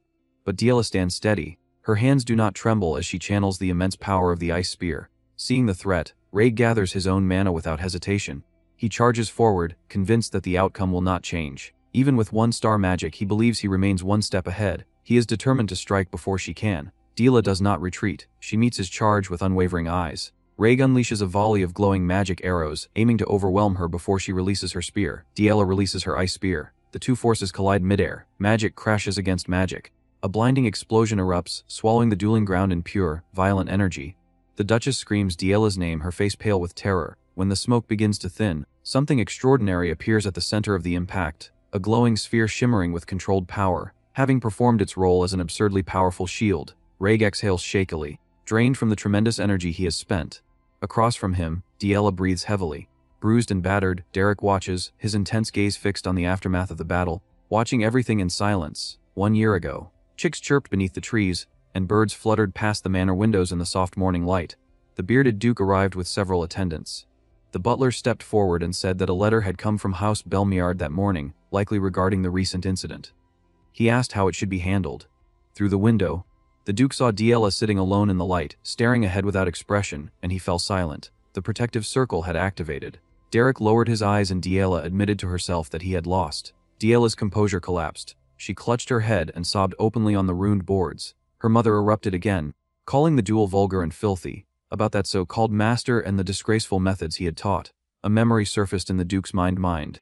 A young soldier stepping forward and introducing himself as Raymond Oswald Duplain, saying that it was an honor to serve under the Duke's command. Another man had remarked that the soldier's eyes resembled his father's, filled with ambition. Raymond had answered with gratitude. The memory faded. In the present, the Duke studied Diella and thought that her gaze had sharpened. Servants rushed onto the platform. One asked if Lady Diella was all right. Another insisted she receive treatment at once. She pushed them away and approached her brother, then she bowed without saying a word. Reg acted awkwardly and said that she had done well.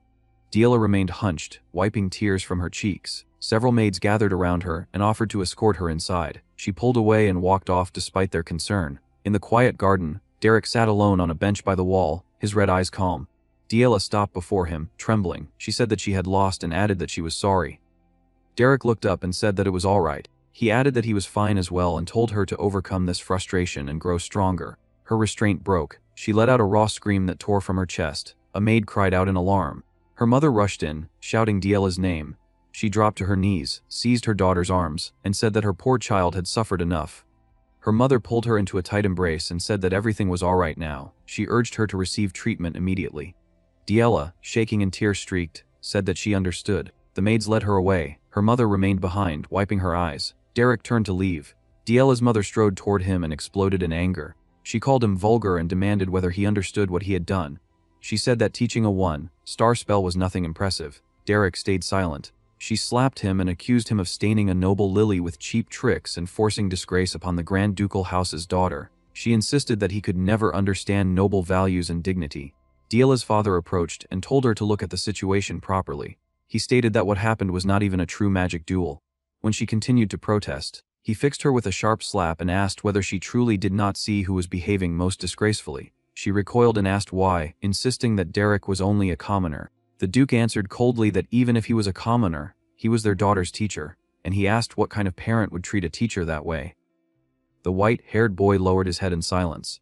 The Duke asked him to forgive her, explaining that every parent loves their child in their own way. The boy said that it was fine. The Duke invited him to the reception room to speak privately. His wife could only watch in frustration. Inside his office, the Duke praised him, saying that he had raised Diella well and that, as master of the estate, he should grant a reward. He explained that the highest spell legally permitted to a commoner was 3-star magic and directly asked whether he desired it. The boy realized that the Duke had seen through him, even sensing an ambition he had barely admitted to himself.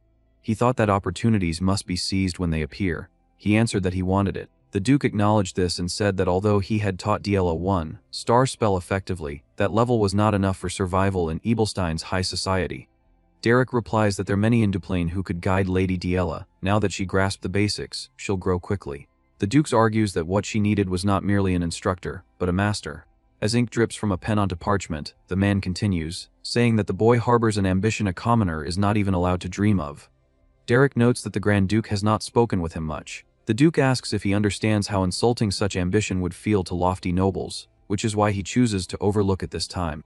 The fact that the Duke knows that he aims to go beyond 3-star magic was truly frightens Derek. The boy listens in silence as the man adds that if he holds such intentions, he cannot remain in a place like this for long, and asks if he is already prepared to leave. The boy answers calmly that yes, that is correct. The man says that he does not fail to see his ambition, but insists that he must teach Diella a little longer. Once again, he repeats that the highest realm permitted to a commoner is a 3-star spell, and asks if he desires it. The boy meets his gaze without hesitation and says that yes, he wants it. Derek slips into the library's warm light and pulls a thick, leather-bound tome from a tall shelf. Dust drifts as he opens it, his gloved finger tracing dense writing and intricate magic circles stamped across the pages. He falls silent, then thinks that it is amazing. He reflects that many people spend their entire lives trying to obtain even a single 2-star spellbook, yet the shelves here are filled with 3-star spellbooks. He concludes that with this, he has every reason to stay in this mansion longer, then adds that Pellean would cause an uproar if she found out. Elsewhere in the estate, the commotion carries faintly, and time passes under a clear sky where birds wheel overhead. Diella appears outside, newly bandaged and standing with forced pride. She lets out a small sound of satisfaction and declares that she is a 1-star mage now. Derek answers calmly that since she did cast a 1-star spell once, she can be called a 1-star mage. Diella goes quiet, then protests that this is all he has to say, and complains that his student achieved something, and he does not even look happy. He insists that it was not an early achievement, as if that is what makes it disappointing. She exhales as though tired of arguing and remarks that he is not easy. Derek observes that she seems to have recovered quite a lot in 3 days. Diella stiffens when he brings up the past when she cried a lot back then. She immediately denies it, insisting it was only dust, just a little dust that got in her eyes. She adds that her father should have told her earlier, admitting she thought he was about to be kicked out. Derek shifts the topic and asks if they should start the lesson. He tells her that since she is growing quickly, she will learn other 1-star spells soon. Diella blinks, confused, and asks what he means by quick. Derek explains that her growth has only been this fast since her mana awakened, and that casting even a 1-star spell is rare. He continues, as if reminding her of something he said before, and she tries to follow along. Diella eagerly suggests what they should do first, listing spells she wants. Mana Arrow because it looked convenient without chanting. Wind Blade because her brother Rag used it, and it looked strong, and Ice Spear because it seemed nice. She even muses that if she improves a bit more, she could probably hit her brother Rag too. Derek cuts through her excitement and states that they will practice mana manifestation. Diella blurts out why, pointing out that she thought they were learning 1-star spells. Derek says there are many reasons, but in the end the fundamentals are the most important, and he starts to simplify it by saying that ultimately mana. Diella gives in with reluctant resolve and says they should do it, adding that if he says so, then that is that. Yet her face betrays her disappointment as she admits she got excited for nothing, thinking she would learn 1-star spells right away. She catches Derek watching her, and asks why he is looking at her like that, wondering if there is something on her face. Derek tells her there is nothing, and admits he is just surprised she is listening so obediently. Diella flares up, demanding what kind of person he thinks she is, and insists that she respected what he said from the beginning. Derek repeats her words under his breath, lingering on the phrase from the beginning, and his mind flashes back to her grinning as she dumped dirty water over his head. Twice. Back in the present, he reminds her that she poured dirty water on his head twice. Diella freezes, then asks if he still remembers that, and Derek answers flatly that it is hard to forget. Diella dashes across the terrace, laughing wildly that the weather is nice. Trying to change the subject, she says that mana manifestation sounds fun and that she wants to practice already.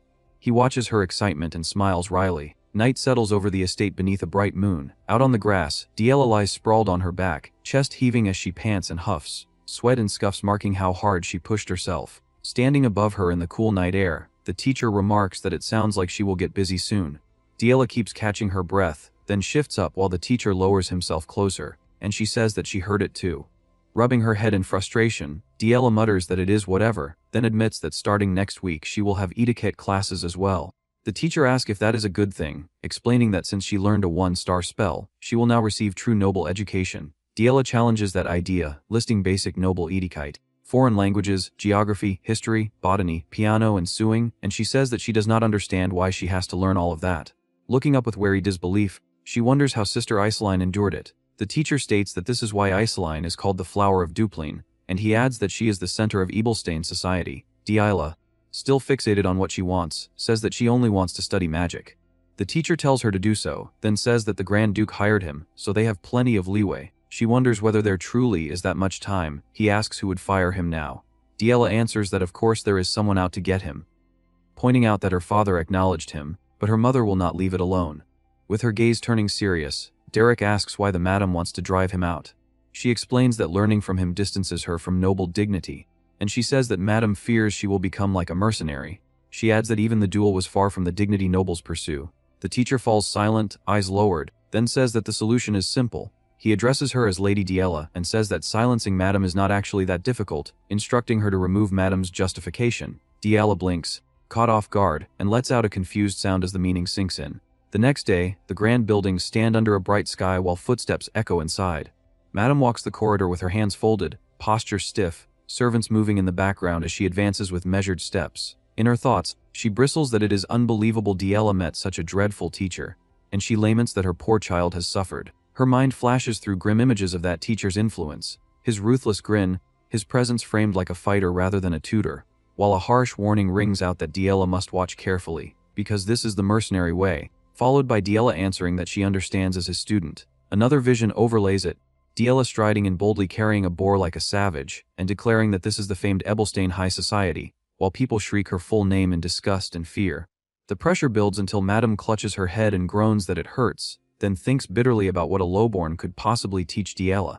Her resolve hardens as she insists to herself that even if her husband approves, she is the lady of this house. Pressing her fingers to her temple, she thinks that she must find a way. A voice calls out to her and Diela steps forward, addressing her mother.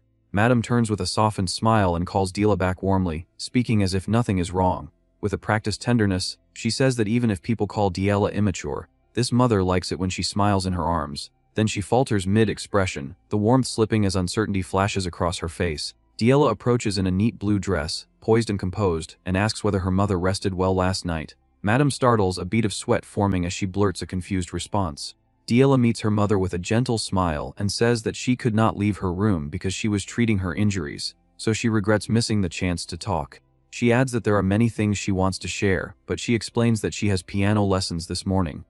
Her mother looks taken aback and answers that she understands. Diela places a hand over her chest and says that she will go first since she is busy with her classes. Her mother hurriedly calls after her, asking if the etiquette classes have not started yet and saying that they begin next week.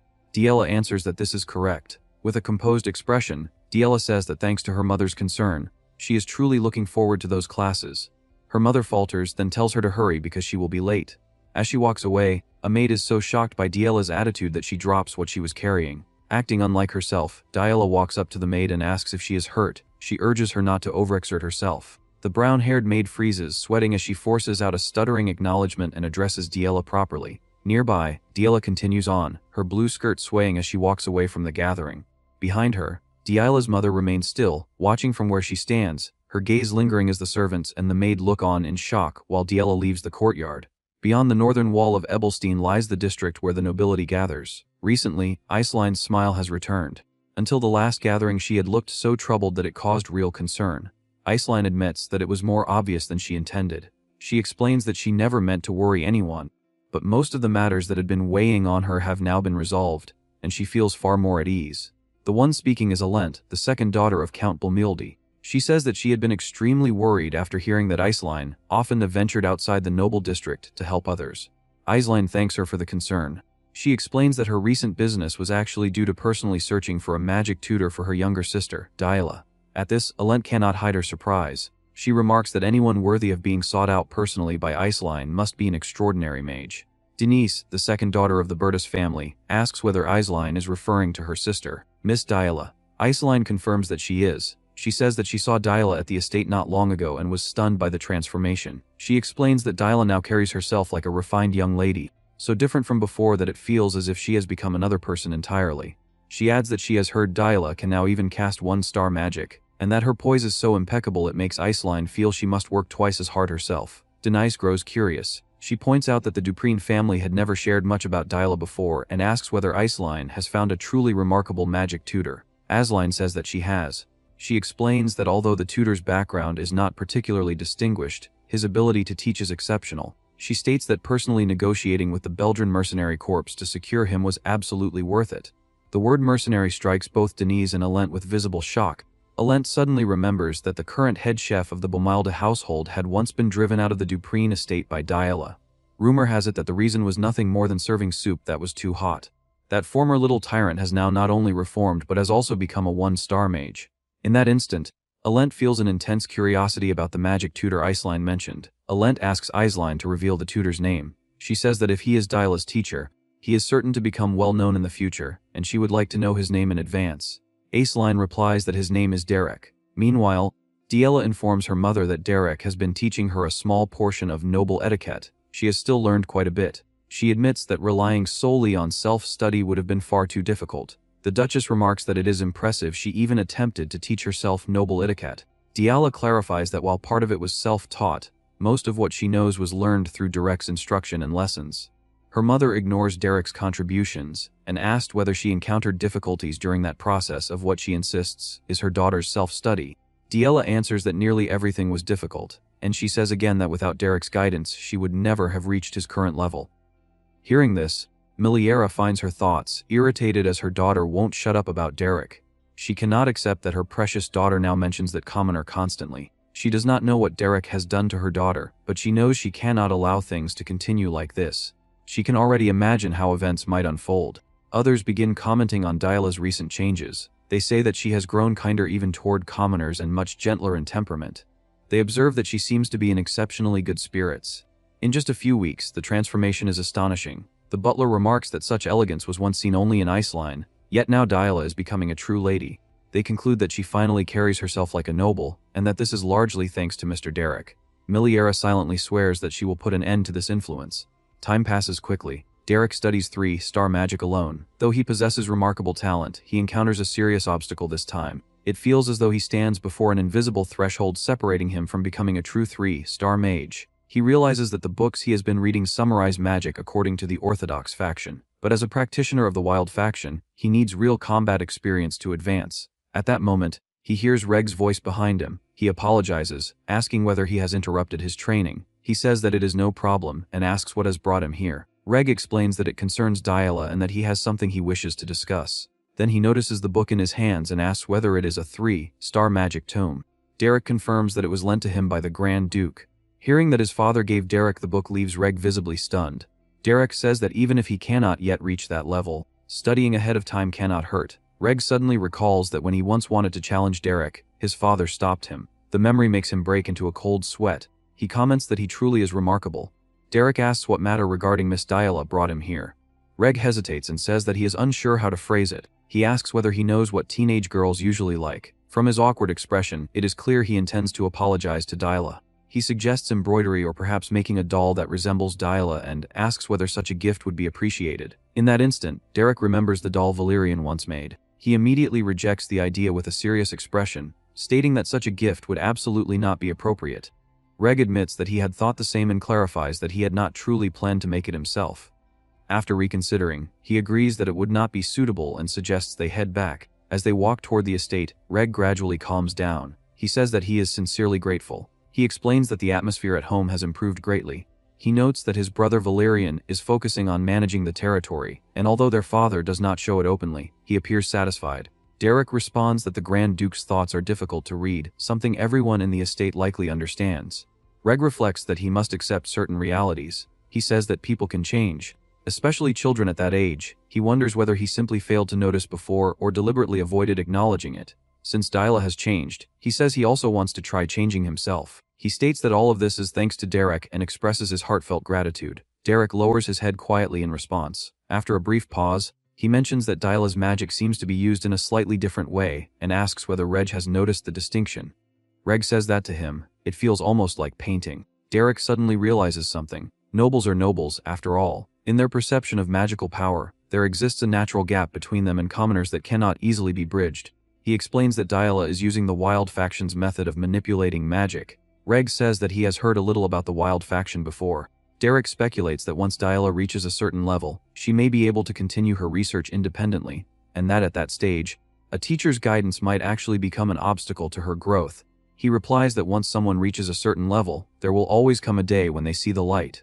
Before anyone realizes it, 2 months have passed since Diala began to change. One day, Diala notices the flowers and asks how it got there. The maid explains that she saw the flowers blooming so beautifully that she wanted to tuck one into her hair, so she brought them along. Diala comments that the fragrance is lovely and says it feels as though spring has lingered throughout these past months. She now uses 1-star magic with complete ease. She has also grown much closer to the servants. Looking back, she admits she missed far too much before. She says that all of it is thanks to Derek. The maid observes that she seems to be in unusually high spirits and realizes it must be the day of her magic lesson. Diala wonders whether she truly looks that happy and insists the flower must be placed carefully so it looks its best. She keeps one blossom for herself, explaining that she plans to give it to Derek. Not long afterward, that very flower drops heavily to the ground. The girl who had been brimming with anticipation is struck by sudden news. Tears quickly fill her eyes. She asks what it means. Valerian, who oversees the territory's affairs, confirms that what she heard is true. Derek explains calmly that given Diala's current level, he no longer has anything left to teach her. He compares it to the cycle of the seasons, saying there is no endless winter, and therefore no eternal spring. Her magic lessons are ending. Derek believes the Grand Duke has already realized that Diala belongs to the Wild Faction and possesses a strong personal style. He says that if he continues guiding her, he might end up clipping her wings instead of helping her soar. The Grand Duke acknowledges this and states that there is now no reason to keep Derek at the estate. Derek agrees. After a brief silence, the Grand Duke rises from his seat. He admits that many things have changed thanks to Derek. He says that because of him, his daughter was able to grow. He confesses that he focused so heavily on managing the territory that he failed, in some ways, as a father. Now he says he can finally feel at ease. He asks when Derek intends to depart. Derek explains that Miss Iceline will soon visit the estate before returning to Ebelstein, and he plans to leave in her carriage at that time.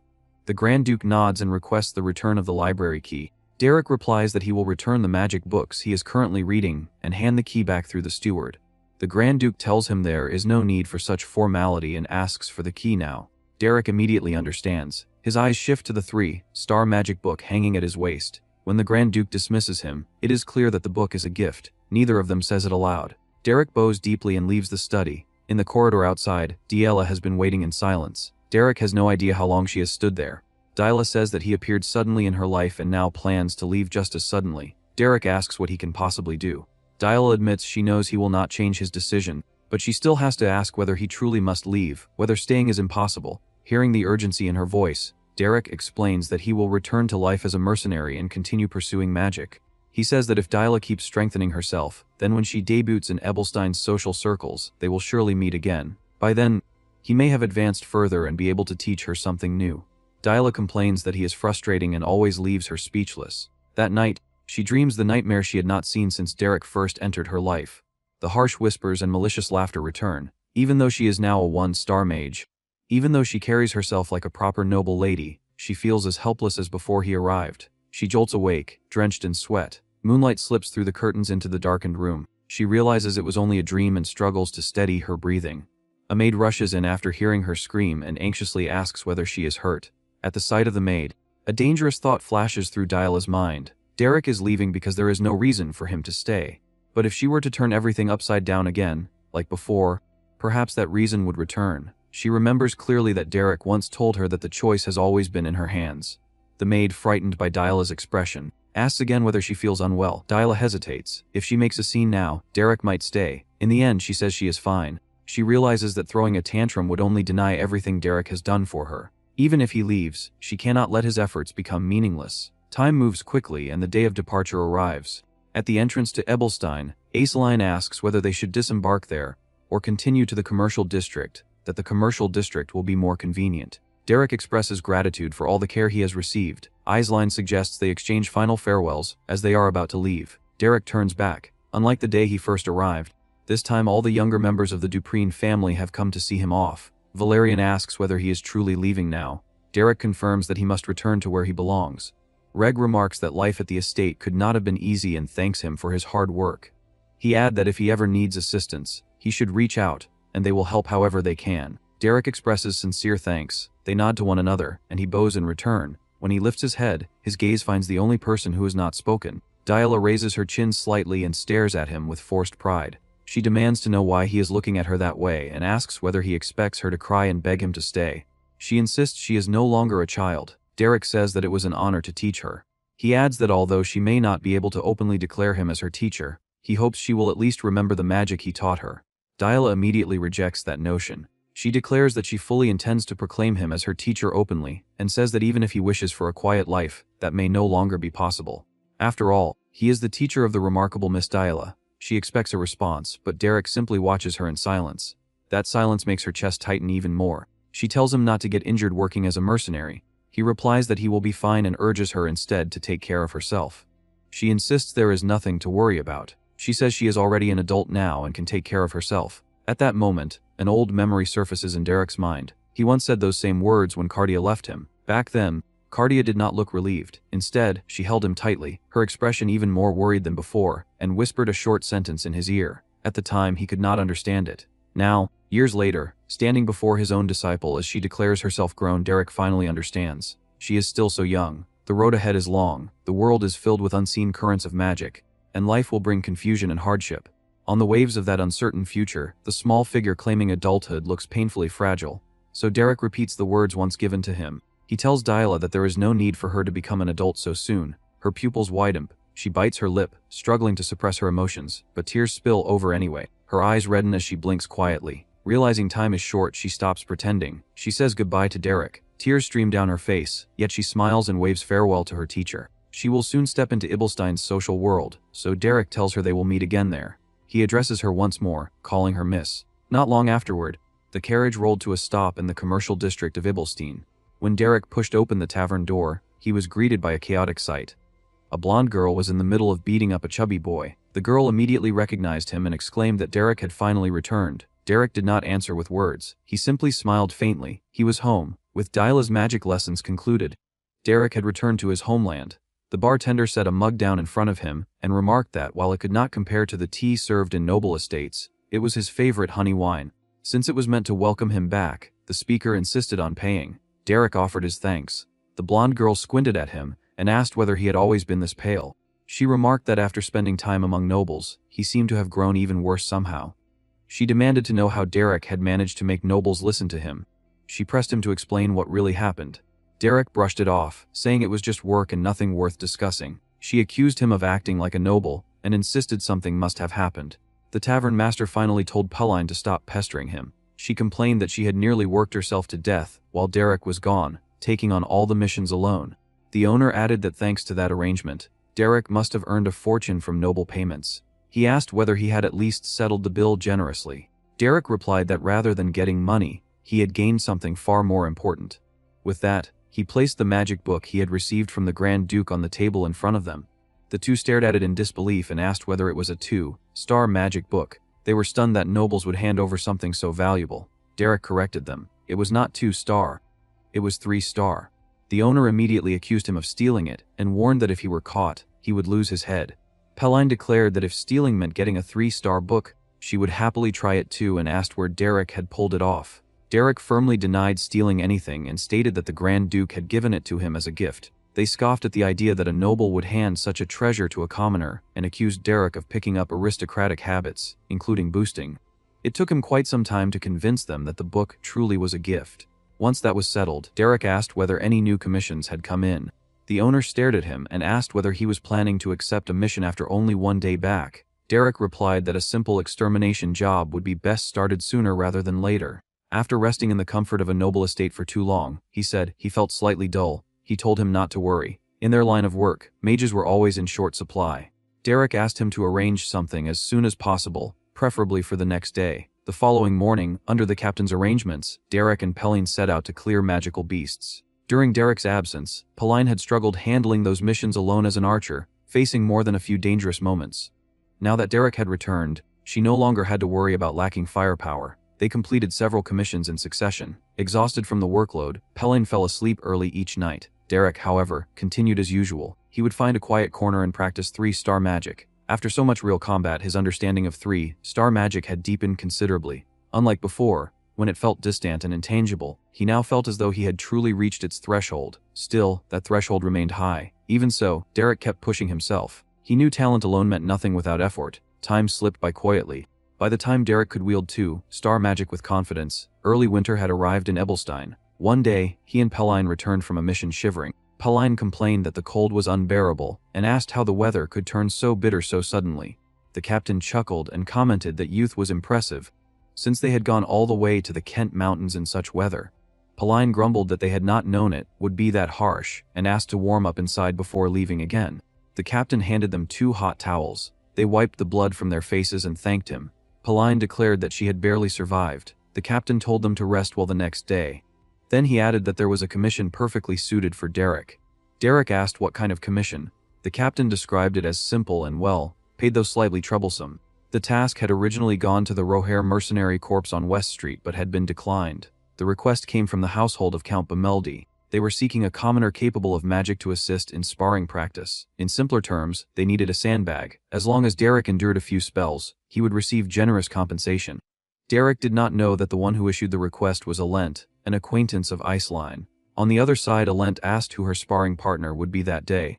The man explained that in order to practice her new offensive magic, he had specifically recruited a commoner opponent. She questioned whether she had come all the way south from the north just to bully commoners with magic. He replied that practical training required realism.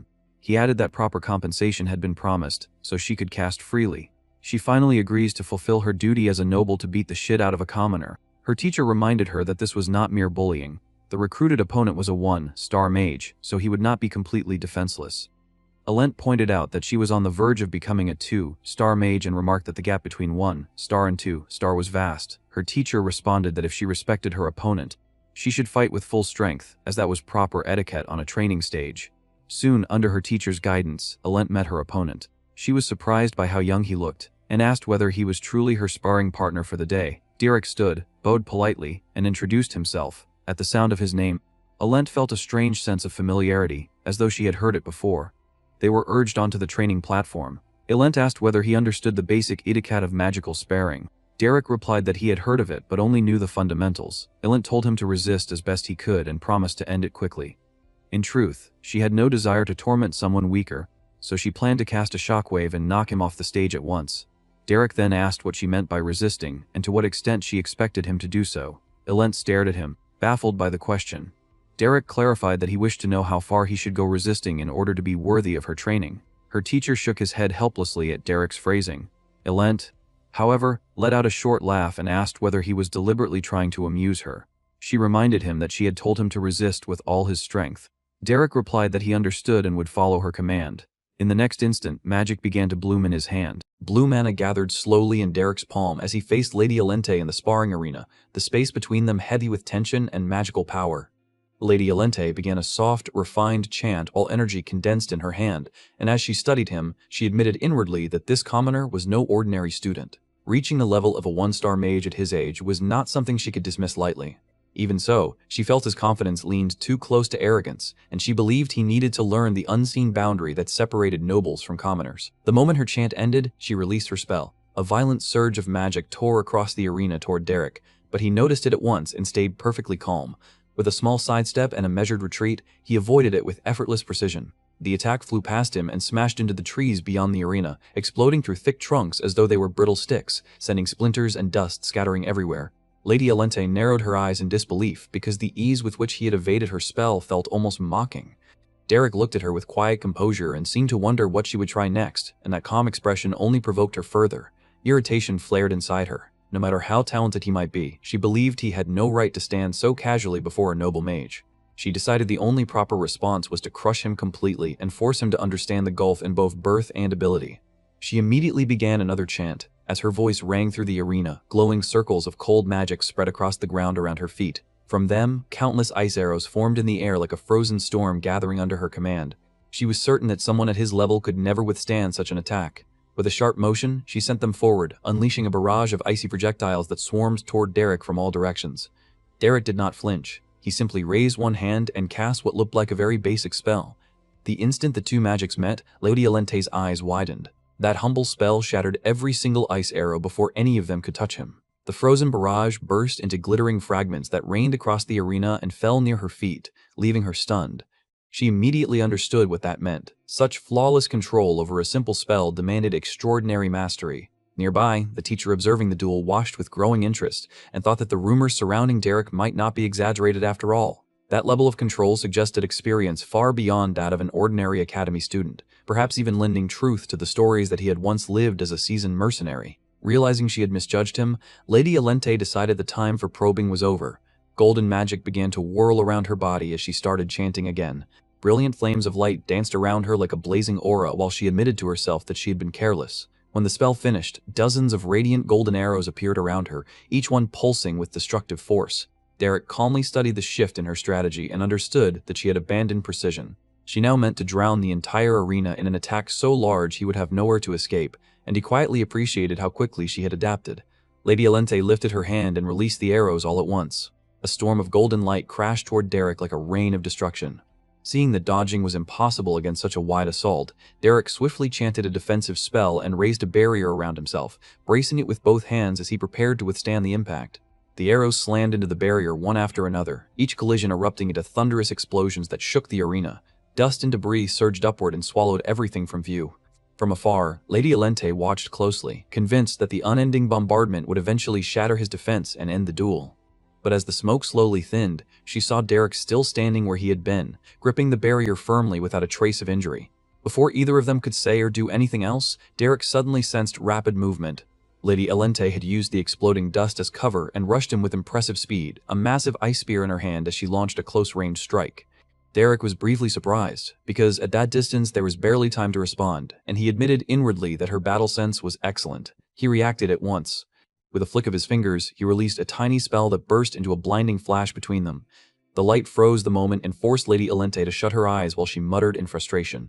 Trying to steady herself, she cautiously opened one eye, only to find that Derek had vanished from sight.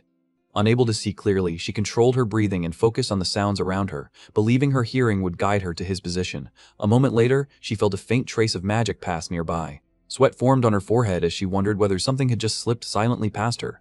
Soon after, she finally caught sight of Derek standing before her once more, with 3 small spells floating calmly around him. Without hesitation, he launched them one after another. She managed to dodge with difficulty, but confusion filled her mind. She could not understand how he had moved so quietly. Watching him more carefully, she finally grasped the truth. He was using a delusion-type spell that erased sound itself, and he had predicted that once her sight was impaired, she would rely on hearing instead. That realization infuriated her because it proved that his earlier attacks had been restrained on purpose. She concluded that he had been holding back from the start. Derek, meanwhile, continued to control his simple spells with calm precision and launched another one, forcing her to block it in haste. Then her eyes widened again as Derek suddenly surged forward, closing the gap with fierce speed. She answered with a confident smirk because rapid spell manifestation was her greatest talent, and she believed that the instant magic formed in his hand she could counter faster than he could fire. But the next moment caught her off guard.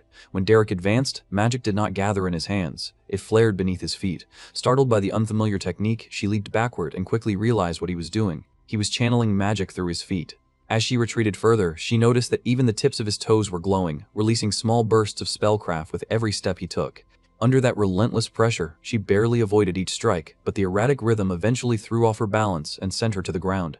The teacher watching the fight widened his eyes and concluded that Derek's style resembled the unpredictable methods of the School of the Wild, where magic flowed freely and could be released from any part of the body. Against practitioners of the disciplined school of regulation, such freedom made it nearly impossible to predict the next move. Back in the arena, Lady Elente touched her head and looked up at Derek, letting out a nervous laugh as she admitted that he was a remarkably interesting opponent. Her expression held genuine surprise as she confessed that she had looked down on him at first, thinking the rumors were only exaggerated nonsense spread by a loud commoner. She slowly approached him while Derek remained cautious, watching her carefully in case she intended to deceive him again. Then she lowered her head slightly and sincerely expressed her appreciation, explaining that the duel had shown her something truly fascinating and that she was grateful for the lesson he had unknowingly given her. A gentle smile formed on her face, making it seem as though the fight had ended on peaceful terms. But in the very next instant she revealed how quickly she had learned. A bright spark flashed from the tip of her toe and shot toward him like an arrow, copying the very trick Derek had shown moments before. Derek reacted immediately. He raised a hand, intercepted the spell, and caught it with his own magic. Then, with a sharp swing of his arm, he hurled the captured attack back at her. Lady Elente cried out in surprise and tried to evade it, but at that exact instant, Derek lunged forward with deadly focus and launched another strike while her balance was broken. Lady Elente kept her gaze steady and prepared herself to meet the attack. Their final clash was brief but fierce, and it ended the moment a bell rang clearly across the field, signaling the close of the duel. Derek landed with controlled precision as the lingering glow of magic faded from his hand. Without pride or showmanship, he gave her a respectful nod and conveyed his thanks for the match in a calm, composed manner. There was no arrogance in his posture, no mockery in his expression, only sincere acknowledgement. Lady Elente stayed silent for a moment, letting the weight of her loss settle in. Beneath the bright sky over the estate, the result was clear. Yet, instead of frustration, a faint smile touched her lips as she acknowledged his ability. She admitted that he was a splendid mage, someone whose talent stood far above the ordinary. Derek answered by turning the compliment back on her. He suggested that the one who truly deserved praise was Lady Elente herself, because standing her ground against someone like him was no small feat. From his point of view, her reflexes and awareness were extraordinary. She received his words with quiet amusement. She sat with a teacup in hand and looked at Derek with open curiosity. She says that he is surprisingly skilled at giving compliments, and that he already seems to know how to deal with nobles. She says that she heard he was born a commoner, but after seeing his ability with her own eyes, she is certain he must have worked brutally hard to reach his current level. Derek answers calmly that he never really had a choice, and that, as a mercenary, he simply had to do whatever was necessary to survive. Elente tells him not to belittle himself like that. She says that she has always respected people who push themselves past their limits. Then, while still holding her cup, she warns him about the old magic instructor standing nearby. She says that the old man does not seem very fond of him, so he should be careful not to irritate him. A moment later, she adds that there is one more thing she wanted to say. She thanks Derek and says that she learned a great deal from that day's training. She explains that the upcoming tournament will be held at the Rosea Salon, and she says that perhaps this time she may finally be able to win. Derek looks at her and says that, at her current level, she has no reason to doubt that. Elente lowers her gaze slightly and admits that she is not truly worried about people weaker than herself. She says that the person she wants to defeat no matter what is Aislinn Eleanor Duplin. At that name, Derek falls silent. Elente immediately realizes what she has just exposed, and embarrassment flashes across her face. Inwardly, she scolds herself for saying too much. Trying to recover her composure, she abruptly tells Derek that he may leave now. Derek turned without hesitation, his footsteps echoing against the stone as he walked out of the gazebo. But as he moved away, something in her memory stirred. The name Derek of the Belden Mercenary Corps resurfaced in her mind and linked itself to an old recollection. An image flashed before her eyes. Aislinn, calm as ever, wearing that gentle smile, speaking that very name. The connection struck her like lightning. Without delay, she rushed after him. She reached out and grabbed his wrist, stopping him in place. A sharp breath escaped her as realization set in. With urgency in her voice, she demanded confirmation, having finally connected him to the story she once heard. He was the mercenary who had turned an incompetent girl named Yahello into a mage. By the time they moved inside, the sun had already begun to set, and its fading light stretched long shadows across the estate. Inside the study, the firelight flickered warmly against the walls, standing in sharp contrast to the tension filling the room. Wasting no time, Lady Elente revealed her true purpose. She declared that she was willing to do anything if it meant gaining the strength needed to defeat Aislinn. Her words were filled with resolve, but beneath that determination lay something far more exposed. When questioned further, she clarified that she did not merely want to stand beside Aislinn. She wanted to surpass her. At the very least, she wanted to win the spar that awaited them. Derek watched her quietly, noting the force of her ambition. At first, he described it as intense competitiveness. She immediately rejected that gentler description. Instead, she confessed the truth without disguising it. What drove her was jealousy. She considered that emotion ugly and pathetic, yet she made no attempt to hide it. As she stared down into her tea, her wavering reflection mirrored the unrest in her thoughts. She admitted that the way she had treated Aislinn in the past had been wrong. No matter how often she spread rumors or searched for flaws, Aislinn had responded only with understanding. Rather than retaliating, she'd even tried to embrace her. When asked why she was being so honest, Lady Elente explained that she wanted to prove her sincerity. Even if that meant exposing the most shameful part of herself, she was willing to do it. She knew that Derek, after spending time with the Duplain family, understood both Aislinn's talent and her own shortcomings. That was exactly why she had come to him. The fire crackled loudly, and its glow reflected in both teacups as silence settled over the room. Then, no longer able to restrain herself, she asked what she had to do in order to defeat Aislinn. Derek acknowledged Aislinn's overwhelming strength and implied that she had already surpassed the level most people could even comprehend.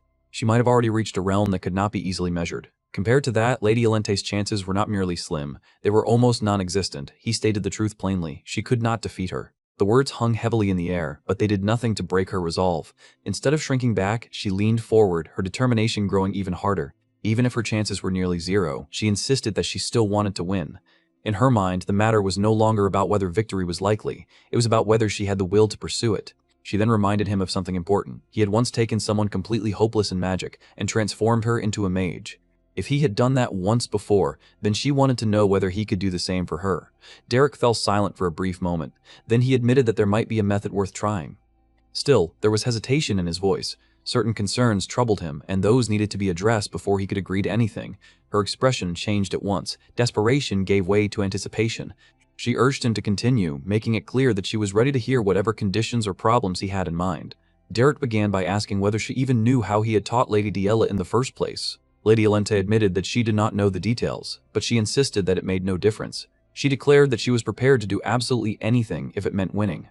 Derek then reminded her that he was a mercenary, hinting that certain consequences came with that fact, but she passionately brushed aside his concern. She argued that if he feared people gossiping or mocking a noble lady for learning magic from a mercenary, then he should not. She made it clear that her ambition was real. She declared that she intended to become a figure whose name would echo across the empire, and that failing to stand at the top of Ebelstein's social world would be ridiculous. As Derek watched her in silence, she suddenly struck the table and exclaimed that he must not dare question her sincerity over something so petty. She stressed that she knew exactly what mattered more than pride. After studying her for another moment, Derek calmly clarified that what he meant was simple. Since he was a mercenary, she needed to pay him. She froze for a second, ready to answer, but then stopped. A flush spread across her face as she finally understood him. With awkward embarrassment, she agreed that she could pay him however much he wanted, while nervously remarking that the room suddenly felt far too warm.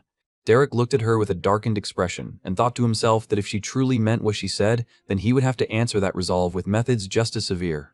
Under the clear sky, Aislinn looked toward the garden and remarked that the next gathering would apparently include a magic duel. Since she had heard that Lady Elente's skills had improved greatly, she said that she also needed to prepare thoroughly.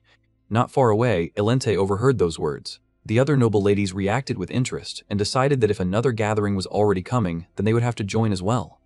When Elente approached, Aislinn and the other young ladies welcomed her. One of them remarked that Aislinn was being too modest, and Aislinn greeted Elente, saying that they had just been talking about her. Elente answered that she already knew, since she had heard Aislinn's voice from down the corridor. Seeing the atmosphere shift, the others quietly suggested leaving the two of them alone. Once they were by themselves, Elente asked with a smiling face whether Aislinn really needed to practice that much. She wondered if Aislinn had ever truly known what it felt like to lose, especially while being praised as the shining flower of the Duplin line. Aislinn accepted that as a compliment and calmly answered that her opponent this time was Lady Elente, so she could not afford to lower her guard. Elente added that she honestly felt more confident now because of her new magic tutor. She admitted that he was only a commoner, but said that his record had been impressive enough to convince her to hire him. Aislinn found that unusual and remarked that it was rare for Lady Elente to personally employ someone like that, which made it seem as though Elente trusted her instructor a great deal. Elente then corrected her and explained that the one who had vouched for that man's ability had not been herself, but Aislinn. Aislinn reacted with confusion. Then Elente revealed with satisfaction that her tutor was none other than Derek. That name visibly startled Aislinn. Elente delighted in that expression and, in her heart, mocked the shock on Aislinn's face. She imagined that Aislinn had to be frustrated, because the man she had failed to keep at her side now belonged to someone else. She inwardly declared that she, Elente Alphone Belmiard, had taken Aislinn's tutor right in front of her. But Aislinn only let out a quiet reaction, then warmly congratulated Elente. She said that Lady Elente truly seemed to be someone with a wise and reliable mind, and she repeated her congratulations with an earnest smile. That answer caught Elente off guard. She awkwardly thanked her while inwardly panicking, because this was not the reaction she'd imagined at all. Aislinn then fell into thought. She remembered Diella desperately objecting when she suggested asking Derek for more lessons. In that memory, Aislinn said that Diella's growth had seemed a little stagnant lately, and that Derek could surely help if he guided her. But Diella had immediately panicked, insisted that there was no need to go that far, and begged that no one do such a thing. Remembering that, Aislinn quietly thought things over. Elente, meanwhile, kept provoking her in her heart, convinced that Aislinn would understand exactly what it meant for Derek to be taken away and begin showing her anger. Yet Aislinn only continued thinking, then gently tried to say that Derek was actually a bit unusual. Elente immediately cut that off by pretending to notice how late it had become. With a bright smile, she said that she had enjoyed their talk and would take her leave, adding that today had only been their first lesson. As Elente walked away, still flustered and blushing to herself, Aislinn remained where she was and tried to reassure herself. She thought it probably was not anything too serious, because Derek did not seem like the kind of person who would do anything truly terrible. From a distance, the silver-haired woman quietly watched the two of them over a cup of tea. Elsewhere, at Belden's team headquarters, Derek pushed those matters aside and told himself that he needed to focus on the work in front of him. The tavern owner looked at the growing pile of requests tied to House Belmiard and complained, asking why Derek's workload kept increasing like that. Derek answered that at least he no longer had to travel all the way to the Earl's estate. He said that as long as he could handle the work here in Ebelstein, it made no real difference to him. The man remarked that Derek made it sound easy, then asked the question that truly mattered, whether their lady could really defeat Lady Aislinn in that upcoming match. Derek answered after a pause that the situation was not a total dead end. While holding his mug, he said that he still had one option left. Derek explained that if Lady Elente could break through the bottleneck of a 2-star mage, then even in a direct clash against Lady Aislinn, they could use the advantage of a higher rank to defeat her and secure victory. The captain listened, then told him to set that hopeful scenario aside for the moment and asked what plan he considered the most realistic. Derek answered that this was exactly what he wanted to discuss. He said he would need his help for the plan, and to keep everything safe, he would also need P-Line's assistance. The captain stared at him in silence, then remarked that Derek was clearly plotting something reckless and far from reasonable. Derek admitted without hesitation that the entire plan was dangerous from the start. At that exact moment, Pelling burst in dramatically and cried out that it was very dangerous. She loudly complained that those people were complete swindlers, saying they had scanned her thoroughly, made her suffer, and squeezed every last coin out of her before she broke into tearful sobbing. Derek and the captain could only sit there in silence as her rant filled the room. After that, money was handed over, and by evening Derek arrived at House Belmiard to begin Elente's real training. He told her that the first step would be live combat training. He explained that they would repeat that process 10 times, and only after that would they begin examining the finer details of her magic in depth. Elente reacted with disbelief and pointed out that he was throwing her straight into 10 consecutive rounds of fighting.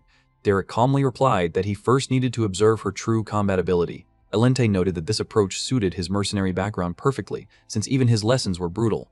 Even so, she said she did not mind because she had not hired him to sit around and deliver textbook lectures. Derek accepted that answer and told her that if she was ready, they should begin. The training dragged on until sunset, and by then the courtyard had been left scarred by battle. Elente bent over, gasping for breath, clearly exhausted. Derek thanked her for her hard work and told her to rest for 10 minutes. He then said that after that short break, they would move on to fundamental magic theory. Elente stared at him in disbelief and repeated that it was only 10 minutes, then confessed that she did not have a shred of mana left. Derek answered from behind her that if she truly pushed herself, she should still be able to draw out some mana. After a brief silence, he coldly judged that the shapes of her spells were wrong, and instructed her to sharpen her concentration and create 10 more ice spears. Elente strained herself and forced the magic out again, but Derek immediately pointed out that she was still 5 short. Without giving her room to breathe, he then ordered her to fire another 100 mana arrows. Elente weakly protested that she really had no mana left at all. Derek dismissed that excuse and told her that instead of wasting time complaining, she would do better to create just one more arrow. Elente eventually collapsed flat on the ground, panting heavily. Only then did Derek tell her that she had worked hard during the session and could at least go eat dinner now. He then asked if she was alright and added that if she truly felt she could not continue, giving up was always an option. That immediately made Elente sit back up. She asked if, after putting her through that kind of training, he was seriously telling her to give up. She reminded him that before they began, he had spoken with such grave warnings that she expected something truly unbearable, but in her eyes this was merely ordinary hard work. She declared that he had no idea what she had endured just to survive in the ruthless world of high society, and insisted that this level of training was nothing to her. Derek quietly accepted her words and said that it seemed he had underestimated her. Elente then claimed that she was only slightly tired because she had come straight from a social gathering. She boldly declared that starting tomorrow she would show him what she was really capable of, and told him that from then on he had better raise the training intensity to an entirely new level. She even boasted that this light warm-up had hardly made her break a sweat. Derek paused at her mention of tomorrow and asked what she meant by that. Elente looked confused. Derek then reminded her that he had already said it earlier. He explained that this was only dinner break. Under the darkening sky, Elente could only stare at him and remark that he had a very strange sense of humor. Derek answered coldly that he had not accepted this job to joke around with her. Sunlight burned over the estate as the day's training began. Derek pressed Lady Elente to go further, ordering her to produce 5 more magic arrows. Her body trembled at once, and a pained breath slipped from her lips. Even so, the white-haired instructor insisted that she had not truly reached her limit yet and still had more strength to draw out. Mana wavered around Lady Elente, clearly showing that power still remained inside her. Derek gave her no mercy and raised the demand again, this time ordering 10 more arrows, her face filled with disbelief as she asks why the number keeps increasing. Left to choose between more manifestation training and a brutal run, she drags her heavy legs forward. She chooses the run, forcing herself through exhaustion until her breathing turns ragged and she finally crumples onto a bench in the garden. Derek steps closer and asks whether she is alright. With a tight, strained smile, she says that this is fun. When he remarks that giving up is still an option, she scoffs and says that surrender has never been one of her choices. That stubborn pride only brings another trial, as Derek declares that her break is over and that it is time for sparring. 2 weeks of merciless effort pass beneath the pale winter sun. At the end of it, Lady Elente lies slumped over a stone table, her vivid red hair spilling across its cold surface. She asks Lady Denise to wake her the instant Lady Aislinn arrives. She admits that the magic training has drained every bit of energy from her body. Denise gently agrees, while Elente says that she has become completely absorbed in her magical studies. Lady Denise looks down at her worn-out friend, curiosity rising in her eyes. She asks why Elente insists on pushing herself this far. The answer that comes is simple and sharp. Elente fixes her burning gaze ahead and says that she does it because she wants to win. She says that second place has no value in her heart. Denise answers with quiet encouragement and says that she will be cheering for her. The calm mood shatters when Lady Aislinn finally appears. Panic shoots through Elente, and she jerks upright so suddenly that the sound echoes against the garden walls. The dark-haired noblewoman walks closer with effortless grace, and that sight alone stirs Elente's competitive fire even more. From farther away, Lady Aislinn suggests that her companions visit a newly opened clothing shop. Elente quickly hides her face, desperate not to meet her directly. She asks Denise whether her rival has already left, terrified that she might have been seen in such a messy, exhausted state. Relief spreads through her when Denise says that Aislinn has gone. Still, the embarrassment of having been sprawled across the table refuses to fade. Denise says that she doubts Aislinn even noticed such a lapse in composure, yet the dark-haired lady lingers for a brief moment. Quiet concern rests in her blue eyes. She observes that Lady Elente looks terribly worn out and wonders whether she is truly all right. The burden of their rivalry lingers heavily even without a single exchange between them. Later, in the silence of her room, a maid brings Lady Alente an ornate chest. It is a present from House Duplain, sent personally by Lady Iselin. Inside, the box is filled with expensive elixirs meant to restore mana. The maid explains how valuable the gifts are, but Alente's expression turns cold as frost. She orders the maid to throw away every one of them. The maid is startled and asks if she heard correctly. Alente repeats the command with icy firmness and says that she wants the gifts removed from her side at once. Then she turns back to what matters to her and asks whether Derek has arrived. The maid replies that he has been preparing since dawn. On the nearby table rests a letter that speaks of the coming winter and the snow beginning to fall. It goes on to ask how the young ladies are enduring the cold. Aislinn writes that her territory has produced many fine goods. She says that she wished to share them with the ladies of the salon and hopes they enjoy a peaceful day. As the elegant words are read aloud, Alente's jaw tightens. Her determination only grows harder in the face of what she takes as pity, and she heads out for the next ordeal. Under a sky thick with gray clouds, Lady Alente finds Derek already waiting in the courtyard. He notes that she has come early, but she has no patience for small talk. She demands that he give her a proper evaluation of the progress she has made after weeks of effort. Derek watches her with a blank expression, saying nothing at first, and the silence stretches until she presses him again and forces him to answer. Derek reflects on how long they have trained. Then he looks at her with a blunt honesty sharper than a blade and says that giving up may actually be the better path for her. The words remain hanging in the cold air. It is a direct blow against the fire that has driven her onward, even as it destroyed her health. Anger blazes in Lady Alente's eyes as she asks why he keeps insulting her. Derek gives a dry apology if his words hurt her, but he does not take them back. She straightens herself, her voice shaking with fury, and asks how he could possibly tell her to surrender. She says that her goal has never changed. She says that she has to know how to defeat Aislinn. The confrontation erupts as Alente shouts that she hired him to help her win, not to teach her how to quit. She tells him to leave if he came only to say such ridiculous things, claiming that he is wasting her precious time. Derek does not react to her anger. Instead, he asks one last question, wondering what she will do if victory is simply impossible. His red eyes stay locked on her as he speaks with chilling clarity, saying that obsession with winning often halts a person's growth. In his view, humbly accepting defeat can sometimes be necessary for real progress. Lady Alente recoils, tears gathering across her face. To her, such a road feels unbearably pathetic. She finally lays bare the truth of who she believes herself to be, reminding him that she is only a shameful and petty woman who spread rumors about Aislinn. The titles others gave her, such as Belmart's Pillar and the Flower of Rosaya's Salon, feel to her like empty falsehoods. A hollow sense of worthlessness swallows her as she insists that she is nothing like those grand images. Her voice breaks as she admits that petty jealousy has consumed her. She cries out that she accepts the truth at last, acknowledging just how inadequate and pathetic she really is. Now that she has confessed everything, she says there is no reason left for her to keep hating Aislinn. Derek stays silent as she trembles before him. Even though she understands the truth of her situation, she still cannot understand why her heart remains so unsettled. The burden of her petty inferiority complex keeps crushing her from within. She asks why it still refuses to disappear. In the end, only one phrase can describe what is tormenting her. It is self-hatred. With painful honesty, she explains that she wanted him to witness just how serious her resolve truly was, even if that meant exposing the ugliest parts of herself. Now she has questions of her own. A quiet hatred toward herself had always existed inside Alente. Her mind had never stopped racing toward one goal alone, finding a way to defeat Aislinn. At first, it might have looked like nothing more than rivalry or envy, but the source of her suffering ran much deeper. She never truly hated Aislinn. The one she despised most was herself. This was never about a shallow grudge. To her, victory had become the only way to escape the inferiority and self-loathing that had wrapped around her heart. Moved by the weight of her confession, Derek steps forward, the wet ground splashing beneath his feet, and gives her a simple, firm answer. He says that they will win. His expression hardens with absolute certainty.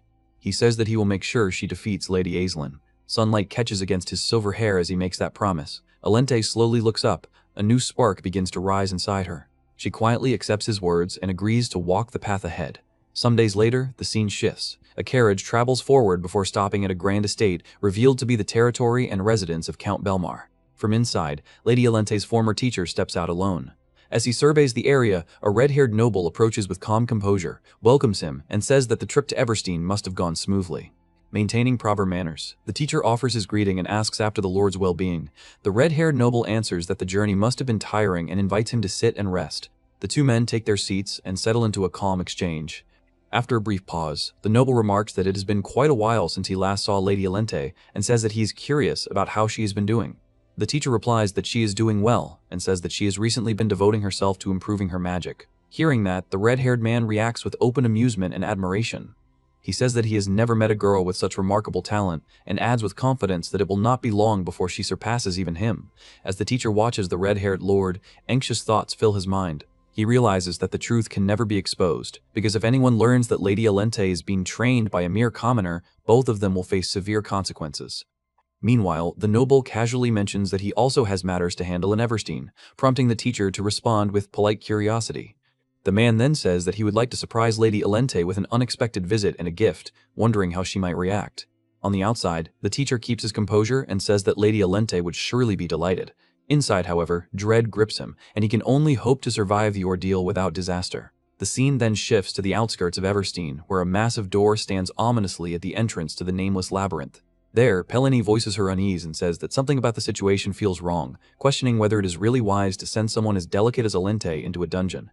Jaden calmly responds that Derek must have already thought everything through. As uncertainty spreads among the group, Alente suddenly realizes with shock that she is the one expected to enter the dungeon. Startled and overwhelmed, she asks what exactly she is supposed to do inside and whether she is simply meant to fight monsters head-on. Derek finally steps in and reassures her that this is the weakest dungeon in the region. He explains that her task is to sharpen her instincts through real battle and adds that he and the others will be watching over her to keep her safe. Still shaken, Lady Alente asks whether this is truly serious, as if she can barely believe it is happening. In response, Derek releases an intense burst of energy and says in a firm, unwavering tone that the duel is only a few days away and that they have almost no time left, making this the most efficient preparation possible. With that, he begins moving forward with the others. After hearing everything, Lady Alente grows even more uneasy, as it is clearly her first time entering a dungeon filled with monsters. Soon, all four of them advance together in an unsettling silence that only makes the tension heavier. After a short while, driven by fear and curiosity, Lady Alente hesitantly asks what exactly is waiting for them inside. Derek sternly tells her to stay alert at all times, emphasizing that even the weakest dungeon can still be dangerous. His warning only makes her more nervous. At that moment, Pelim, who has been watching their surroundings carefully, suddenly warns that a horde of goblins is coming. Lady Alente panics immediately and cries out in alarm. Derek, however, stays composed and says that he already sensed them approaching from behind. A moment later, Jaden points out that something even bigger is approaching and identifies it as a creature resembling an ogre. Hearing that only worsens Lady Alente's fear and leaves her even more shaken. As the pressure rises, Derek turns to Jaden and asks whether he can handle the ogre. Jaden remains completely calm and answers with a confident smirk, implying that his willingness depends on the payment. Derek releases a powerful wave of energy and firmly says that compensation can be discussed later, making it clear that survival comes first. At once, all of them turn their attention forward, where countless glowing eyes begin to emerge from the darkness and draw steadily closer. Overwhelmed by the terrifying sight, Lady Alente freezes in place, her body trembling as the reality of fighting monsters finally sets in. Before she can recover, the goblins rush toward them. Derek immediately moves to the front and intercepts the attack head-on. Behind him, Lady Alente can barely even form words, her fear nearly robbing her of speech. Derek reacts at once, ordering Pelini to protect her, then dashes into battle with precise swordsmanship. Pelini supports from a distance, firing arrows with expert accuracy to eliminate threats from multiple directions, while Derek combines his blade and blazing fire to cut through enemy after enemy, as the team carries out their roles with perfect coordination. In the middle of the chaos, Alente remains rooted in place, too overwhelmed to understand what she should do, her mind paralyzed by fear and confusion. Then she suddenly senses a massive presence behind her and realizes it is the same creature they discussed earlier. The scene shifts to Jaden, who stands firmly in its path with calm confidence, holding his sword as he remarks that he is curious about the bounty placed on the monster. Without warning, the giant goblin charges at him, but Jaden steps forward in one swift motion and cleanly severs its arm. Meanwhile, on the other side of the battlefield, Derek continues cutting down enemies without pause, blending swordsmanship and fire with seamless efficiency. Watching all of this, Lady Alente is left utterly stunned, her composure crumbling under the terrifying reality around her. Sweat runs down her face as panic floods her thoughts, and she realizes that the danger is real and that she could genuinely die there. The intensity of the moment becomes almost impossible to bear, leaving her unable to decide her next move. Then Derek turns back and urgently warns her that a goblin is charging straight at her, telling her to stay alert. At that same instant, the goblin rushes directly toward Lady Alente with lethal intent. Fear completely overwhelms her, and she becomes certain that she is about to die. Her mind goes blank, and her body locks in place as the monster closes in. From behind her, Derek's voice rings out firmly, telling her that she has to defeat it herself. At those words, something inside her begins to change. As the goblin comes closer, fragments of her past rise in her mind, forcing her to face the image she always had of herself. Deep down, she admits that she has always known how naive and pathetic she used to be. Even as the goblin lifts its weapon to strike, more memories surface, reminding her that she had so often been someone who talked endlessly but never acted. She recognizes the version of herself that envied others and spoke behind their backs, admitting that it truly was who she had been. Yet in the middle of fear and chaos, her perspective finally begins to shift, and a new determination takes shape. Rather than giving in to terror, she realizes that this very moment is the reason she came here, to confront her weakness and put an end to the person she used to be. At that critical instant, Lady Alente finally activates her power. Summoning her courage, she manifests a massive ice arrow, its frigid energy forming vividly before her. At the same time, the goblin lunges with killing intent, aiming to strike her down without hesitation. From a distance, Derek watches closely, observing her every movement without intervening. In the next moment, the enormous ice arrow surges forward with tremendous force, piercing straight through the goblin and tearing past it completely. The creature falls in a single, decisive blow. It is Lady Alente who accomplished this, and the moment marks an important turning point. The rest of the group, seeing it happen, cannot help but feel quiet admiration. Until then, she had contributed nothing and seemed almost like a helpless burden who could not fulfill her role, but this time, she defeats a goblin entirely by herself. After the attack, Lady Alente remains standing where she is, her body trembling slightly from fear and adrenaline. Slowly, she raises her eyes toward her teacher, who has been watching from afar.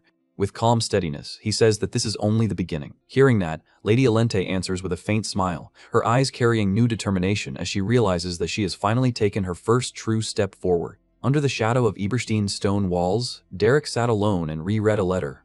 In it, his old master, Kataya Flameheart, said that more than 2 years had already passed since she left Eberstein, and she apologized for contacting him so late. She wrote that she was currently teaching the young lady of House Ilvester magic and had been kept busy because the girl was so eager to learn. Looking back, she said that the days she spent wandering Eberstein and teaching Derek magic had been harsh, but far freer and more enjoyable. Of all the mages she had seen in her life, she said that Derek was the most talented of them all. She asked what stage of cultivation he had reached by now, and told him that when the day came for them to meet again, he had to show her his magic. She signed the letter as his old master, Kataya Flameheart.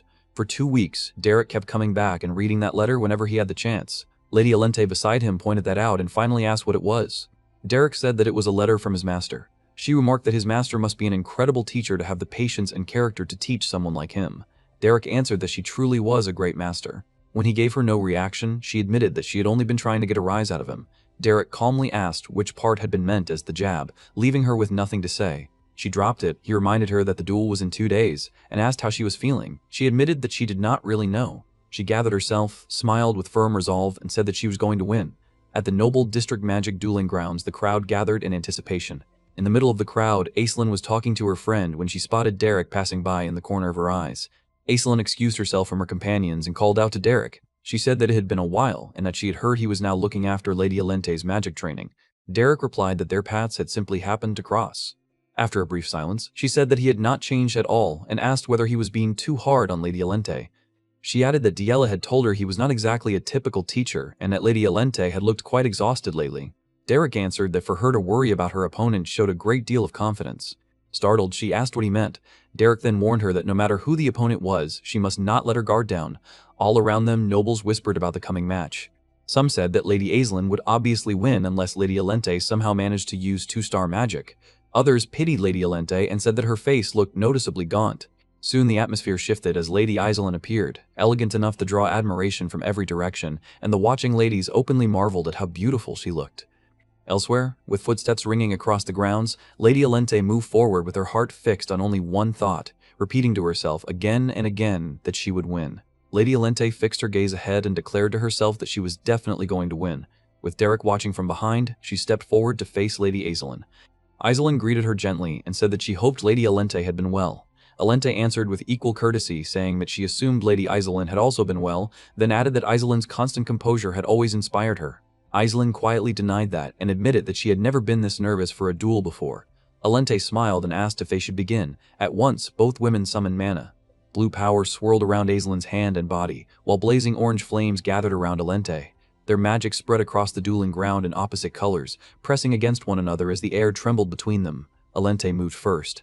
She unleashed a brilliant, overwhelming display of magic, sending fiery projectiles high into the air until the entire sky above the arena was filled with burning arrows ready to fall. As the blazing rain descended, Alente remembered Derek's harsh lesson in the dungeon. He had told her that if the duel became a pure contest of magical skill, she would not win. When she asked how she was supposed to win then, he answered that it would be through willpower. He explained that all the training they had done was meant to teach her how to squeeze out every last drop of mana. When she sarcastically asked if that had only been his strange hobby, Derek flatly said that he did not have hobbies like that. He then explained that once both sides had completely exhausted their mana, victory would be decided by mental fortitude rather than technique. He had also told her to make her magic as flashy and grand as possible, and to drag the duel into a war of attrition no matter what. He said that once all mana was nearly spent, the winner would be the one who could force out even a single drop more. When Alente asked what would happen if Aislin's mana capacity was far greater than hers, Derek answered bluntly that then she would lose. He added that mana capacity was mostly something a person was born with, but reminded her that the blood of House Belmyard flowed through her veins. In the end, he told her simply to believe in herself. The watching nobles and Aislinn stared in shock, and she inwardly wondered if Lady Alente had always been this strong. Alente stood beneath the storm of her own flames and raised her arm again, driving the blazing barrage down across the field. Even so, Aislinn did not break. Wrapped in blue mana, she spread her power outward and formed a vast defensive current around herself, standing firm beneath the fiery rain. With her eyes sharpened by resolve, she declared inwardly that she would be the one to win. Lady Alente stood beneath the open sky and released a fierce rain of blazing arrows. Golden flames tore across the dueling ground, pouring down in endless streaks of heat and light as she continued firing without the slightest pause. Lady Aislinn calmly lifted both arms, wrapping herself in a broad current of blue magic. The fire arrows slammed into her defense one after another, detonating around her and shaking the arena, yet she remained steady inside the spinning barrier. The spectators stared in disbelief. One of them stammered that this was Lady Alente's magic, then added that her mana reserve seemed to have grown tremendously. As explosions continued bursting across the field, Aislinn studied the attack closely and thought that Alente's firepower was certainly impressive, but she was simply unleashing it without restraint. At this pace, Aislinn believed Alente would exhaust her mana very quickly. Then Aislinn's gaze sharpened. She realized she had finally found Alente's position and thought that now it was her turn. Blue magic gathered around her hand and shaped itself into a long ice spear. With a cold, focused stare, she launched it through the battlefield. The spear ripped through the smoke and dust, flying straight toward the red-haired noblewoman. Alente ran forward through the chaos, but the attack pierced through what seemed to be her body. Aislinn's eyes widened when she realized it was not the real Alente. She thought in shock that it was illusion magic. She could hardly believe Alente could control moving illusions so skillfully, especially since such a spell would consume a massive amount of mana. Before Aislinn could fully regain her composure, the real Alente appeared behind her and rushed in with sharp determination. Derek's strategy flashed through Alente's mind. During their planning, he had told her that this method would work. When she had asked what he meant, Derek explained that she should overwhelm Aislinn's vision with flame arrows, then use illusions to deceive her. After that, she had to close the distance and fire ice spears from close range. He said that even an experienced mage would expose an opening and fall for it, but he also warned that her opponent was not merely an experienced mage. Back in the duel, Alente closed in and formed an ice spear at point-blank range. Aislinn glanced back in alarm and realized Alente was using ice spears from such a short distance. She understood there was no time to cast protective magic, so she decided that she had only one choice. Alente thrust the spear forward, but Aislinn gathered blue mana in her hand and released it at the final instant. The force exploded between them, blasting both girls away through the dust and wind. Alente hit the ground hard, then quickly steadied herself as her red hair whipped behind her. Aislinn also regained her footing, her dress fluttering as she lowered herself into a ready stance. Alente stared at her in surprise and wondered what that move had been. Aislinn quietly exhaled, thinking that it had been close. Derek's earlier warning echoed in her mind, reminding her not to lower her guard no matter who her opponent was. Only now did she understand what Derek had meant. Alente's skill level, and even the way she applied magic, had completely changed. Aislinn decided she would answer with firepower of her own. She told herself that she was confident in a contest of pure power.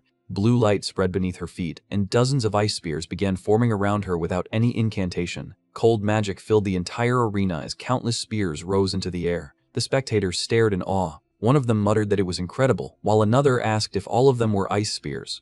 Someone else said that producing so many without chanting was unbelievable. From a distance, Derek watched calmly beneath his cloak. Seeing Aislinn respond with overwhelming force, he concluded that she had taken the bait.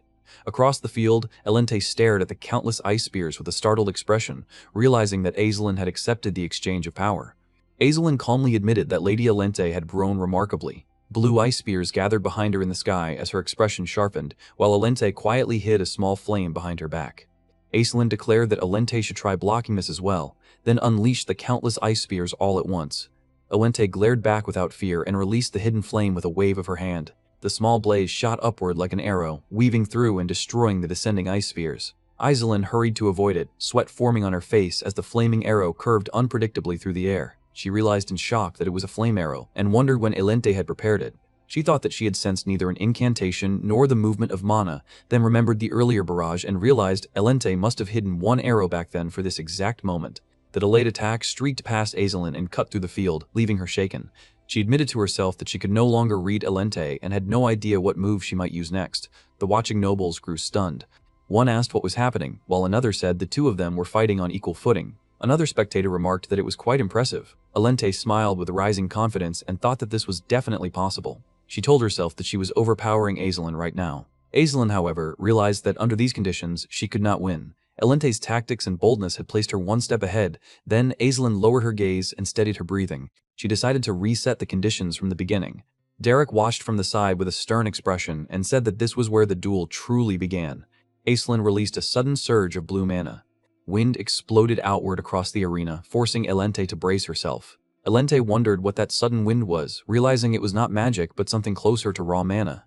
Then her eyes widened in alarm as she realized she could no longer feel the surrounding mana.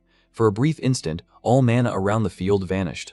Derek observed that this was mana alignment, a phenomenon where overwhelming mana temporarily seized control of the surrounding mana. When one mage forced out mana beyond their limits, the mana nearby aligned under that pressure. Aizelin gathered a blazing sphere above her hand. The surrounding mana bent toward her, forming an enormous fireball in the sky. In other words, Aizelin had exceeded her own limits in that moment.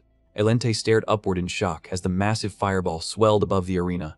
Aizelin raised her arm, her blue eyes burning with resolve, and unleashed a 2-star fireball. During one of their training sessions, Lady Elente lay on the grass, breathing heavily with her red hair spread around her.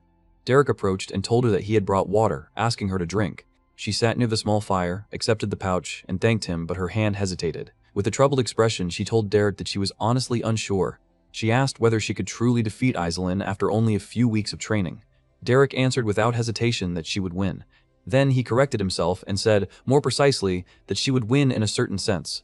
Back in the duel, the spectators stared at the enormous burning sphere above the arena.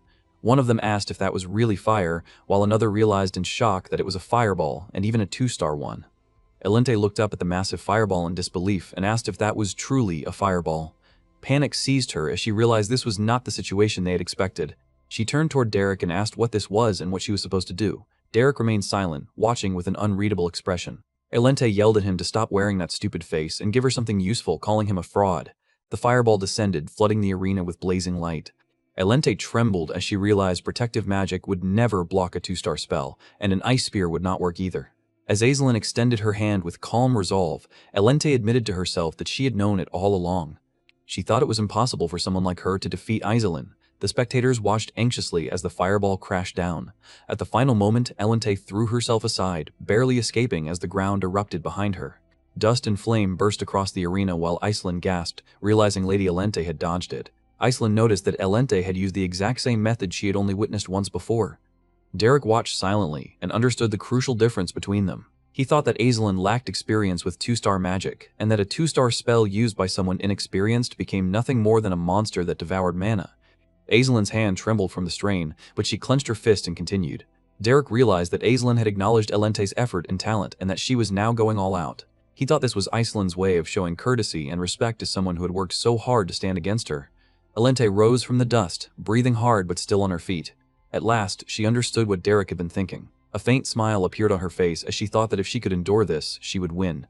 Aizelin raised another blazing fireball above her head and declared that she would win.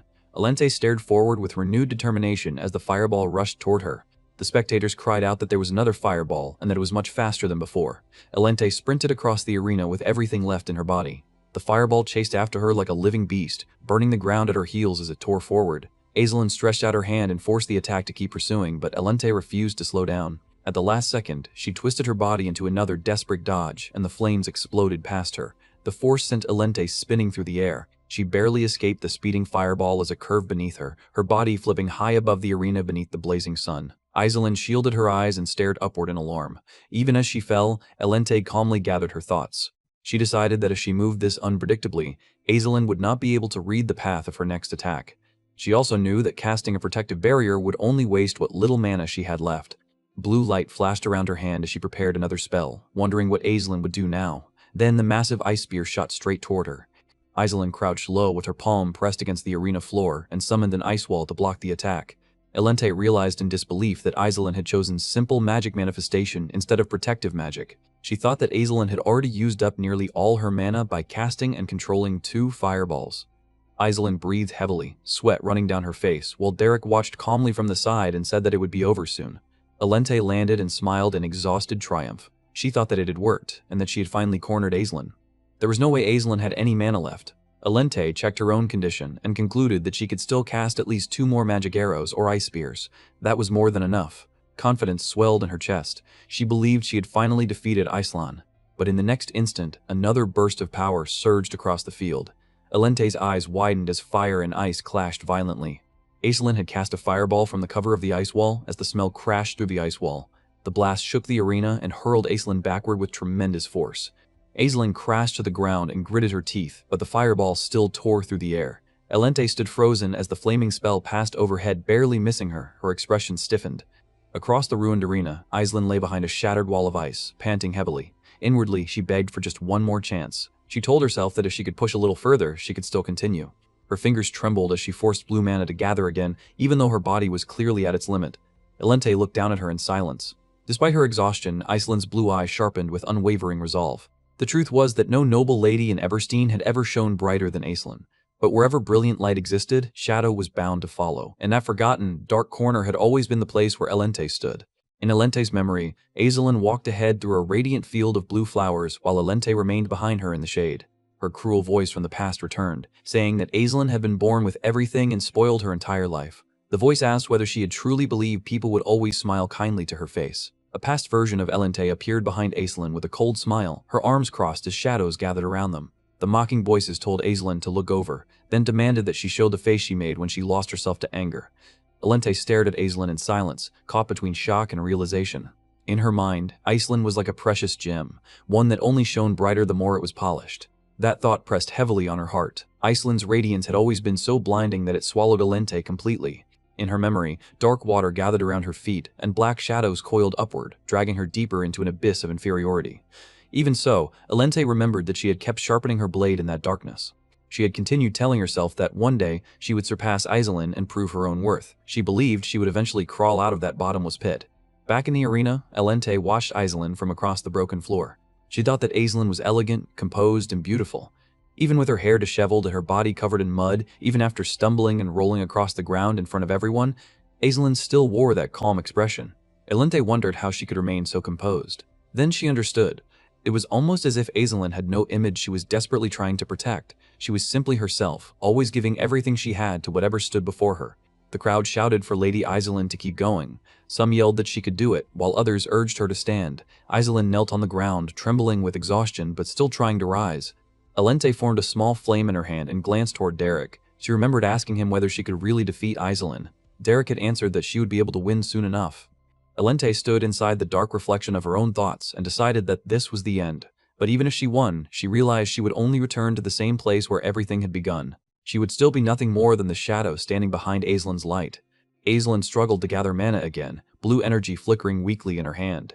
Elente watched her for a long moment, then smiled faintly and said that it was a shame. Aizelin looked up in confusion. Elente casually lifted both hands and announced that she was out of mana. Aizelin froze and asked in disbelief what she meant. Elente stepped forward and said that Lady Aizelin truly was amazing, and that she supposed she still could not beat her after all. Then Elente declared that she forfeited. She added that it had been an incredible match, while Aizelin remained kneeling on the ground, stunned by the sudden surrender. The crowd erupted at once. The noble ladies screamed in excitement and cheered for Lady Aizelin, saying that she was truly the best. Elente looked at her with a soft smile, while Aizelin stared back, unable to immediately understand what had just happened. Later, the spectators gathered around Aizelin in admiration. They congratulated her, asked when she had learned 2-star magic, and said that the match had left them completely speechless. Then, Aizelin noticed Elente walking away in the distance. Her eyes widened, and she called out to Lady Elente, but Elente continued leaving the arena without turning back. Derek waited beneath the arches with his book in hand when Elente approached. She told him that he had seen it clearly, so that was enough. Despite her battered appearance, Elente smiled and said that he must be surprised. She said that even someone like her knew how to accept defeat. Then she added that he should have seen the look on Aizelin's face. Derek asked what kind of expression it had been. Elente laughed and said that Aizelin's eyes had been wide and her mouth had been hanging open, as if she had been ready to give up right then and there. She said it had been so obvious, and that even the usually composed Aislinn could make a face like that. To Elente, it had been completely unexpected. Wiping at her eye, Elente said that it had been hilarious and that losing had been worth it just to see such a sight. She thanked Derek, saying that because of him she finally felt as though she had gained the upper hand against Aislinn. She said that she was in a great mood today. Then she asked what he thought of her. She admitted that the ending had not been perfect, but said it had not been that bad either. She proudly said that she was a quick learner. When Derek only stared at her, she told him not to just stand there. But when she noticed the water coming down her face, she froze and asked why he was looking at her that way. Tears suddenly welled in her eyes. She crouched down, covered her face, and muttered that she was not a child anymore. Derek told her that there was nothing to criticize about her performance today. He said that she had worked incredibly hard. Elente stayed curled up in silence. Then she admitted that, honestly, she had wanted to win too. She explained that right when she was about to deliver the final blow, something suddenly struck her. Even if she won that match, she would still be trapped in the same place, returning to that pathetic version of herself again. She said that her nature was too deeply rooted. Even then, Aislinn had looked so elegant. Elente said that when it came to self-doubt, she thought she had Aislinn beaten by a mile. Derek answered that it did not matter if she looked a little pathetic. He said that if she was not brave enough to look pathetic, then she would never be able to grow. His words settled quietly inside her. In Elente's thoughts, the dark water and shadows that had once trapped her began to fade. For the first time, she no longer felt as if she had reached a dead end. From a distance, Denise watched Derek and Elente beneath the sunset. Aislinn's companions prepared to leave, and one said that they would take their leave now, Lady Aislinn. Another said that today's match had truly been impressive. Aislinn thanked them calmly. Lady Denise smiled and told Aislinn that she had been brilliant once again, adding that watching the duel had given her goosebumps. Aislinn remained quiet and then asked whether Denise had noticed it too. Aislinn confessed that in this match she had not been the true winner. Denise smiled faintly and lowered her gaze. Aislinn stared at her, and Denise admitted that when it came to magical talent, she believed Aislinn was far more gifted than she was. But that was not the point. Aislinn realized there was something far more important than closing a gap in skill. In every way that truly mattered, Lady Elente had surpassed her. The fact that Elente had improved so drastically in such a short time weighed heavily on Aislinn's mind. Then Derek's face came to her mind. As if she found her answer, her gaze hardened. As the evening light settled over the arena, Aislinn called for Daisy. Daisy answered respectfully. Aislinn said that she needed to send a letter to the main estate. Then Aislinn looked back with a firm, unsettled expression and said Derek's name. She said that she needed him. The Duke quietly studied the letter in his hand, his eyes narrowing the moment he saw the name, Dressed Wolfdal. News that a 6-star travel pass had appeared in Ebelstein was suspicious enough on its own, but the name attached to it made the matter impossible to ignore. His eldest son reported that the reason behind Dresst's movement was still unclear, but the customs agreement had been pushed forward earlier than scheduled.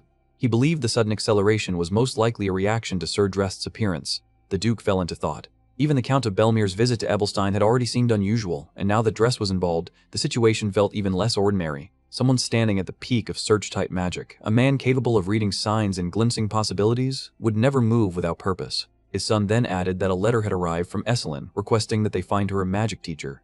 The Duke casually answered that they should simply arrange one for her, but his son explained that it was not that simple. Esselin had specifically asked for Derek. He continued that Derek was currently staying at the Belmir estate, teaching magic to Lady Elente. Because of that, he suggested sending their butler to negotiate the matter carefully.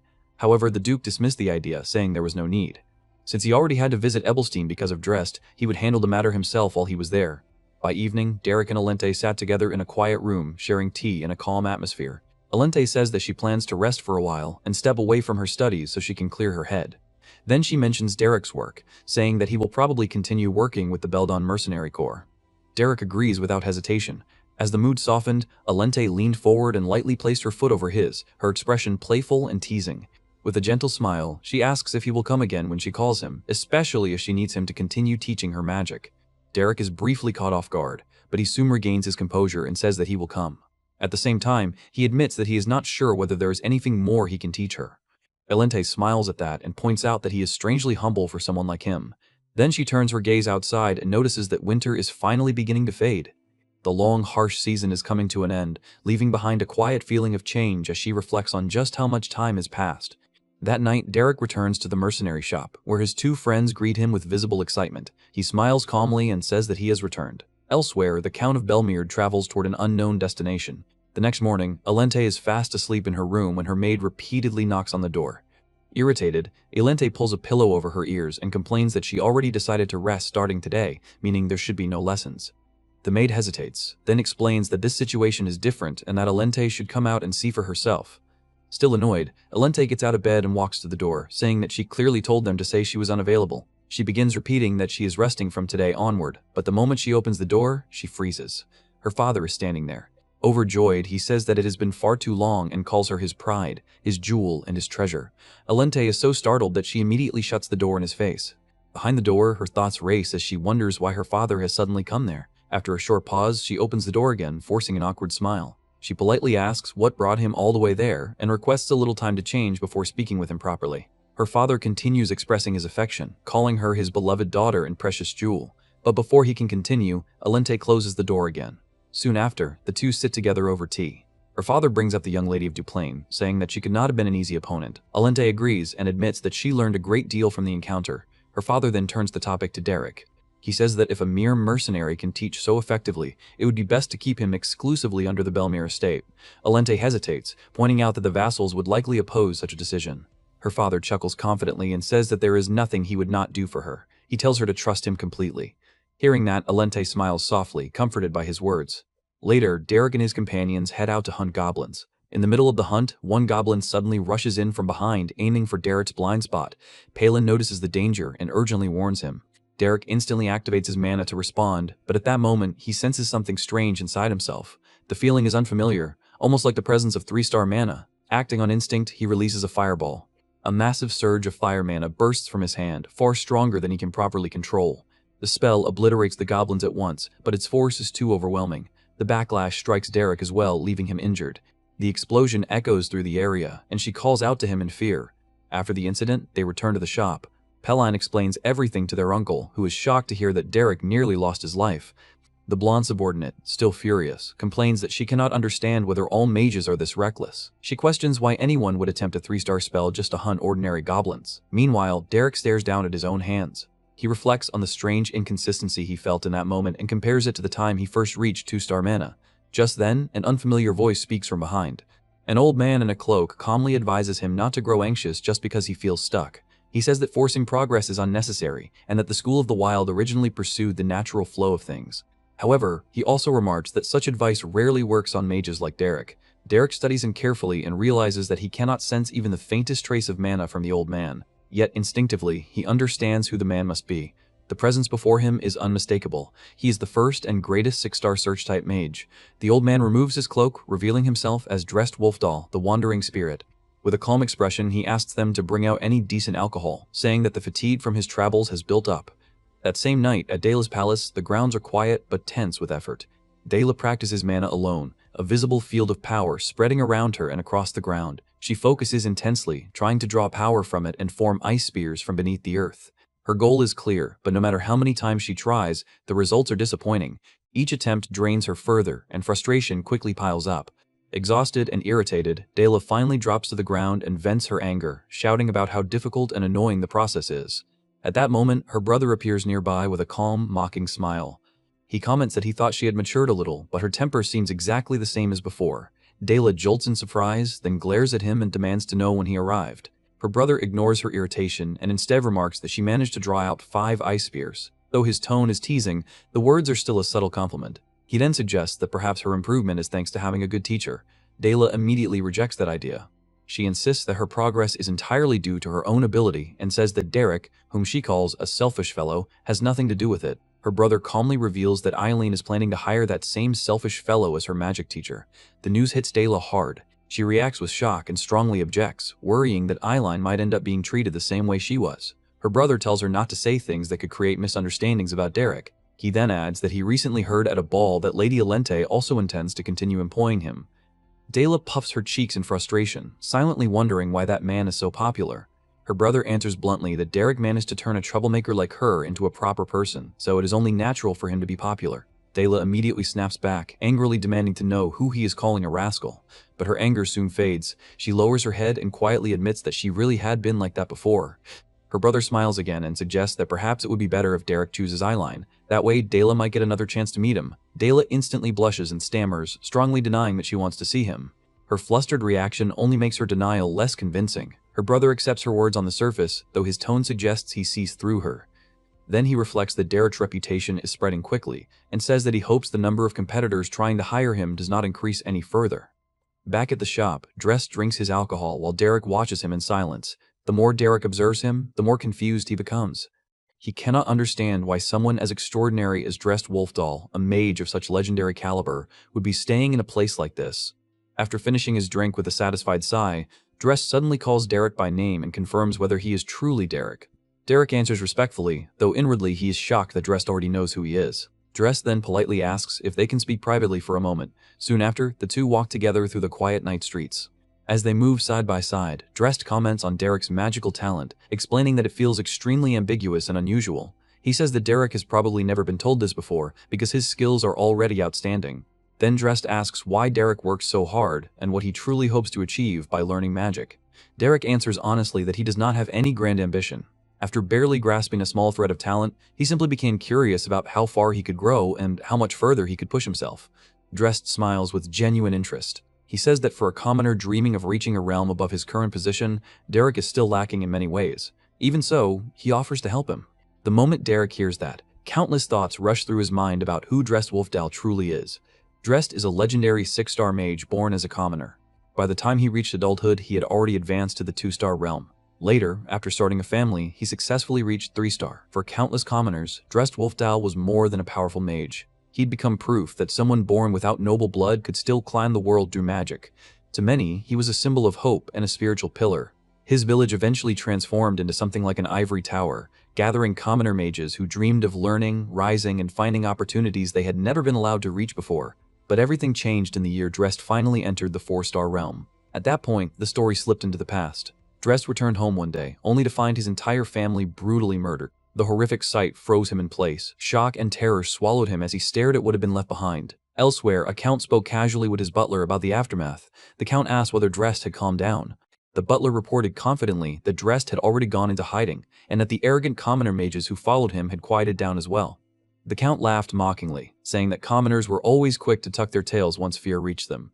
Then he arrogantly questioned why commoners were so greedy for magic in the first place. He coldly declared that if Drest ever showed his face again, they would deal with him immediately. But before he could finish speaking, Drest appeared before them. Without hesitation, Drest cut off the butler's head in a single strike. The count panicked and tried to flee, but Drest moved faster. He mercilessly severed both of the count's legs, forcing him to collapse helplessly onto the floor. The count begged for mercy and desperately pleaded for his life, but Drest no longer heard him. His eyes held nothing but revenge. Consumed completely by hatred, Drest killed the count without pity. After that day, Drest spent 30 long years as a fugitive, hunted by the imperial family and the nobility. But during that time, he continued to grow. Eventually, he surpassed the 5-star realm and became a true 6-star mage. Only then did the imperial family realize a terrifying truth. If they continued treating Drest as their enemy, the kingdom itself might eventually be placed in danger.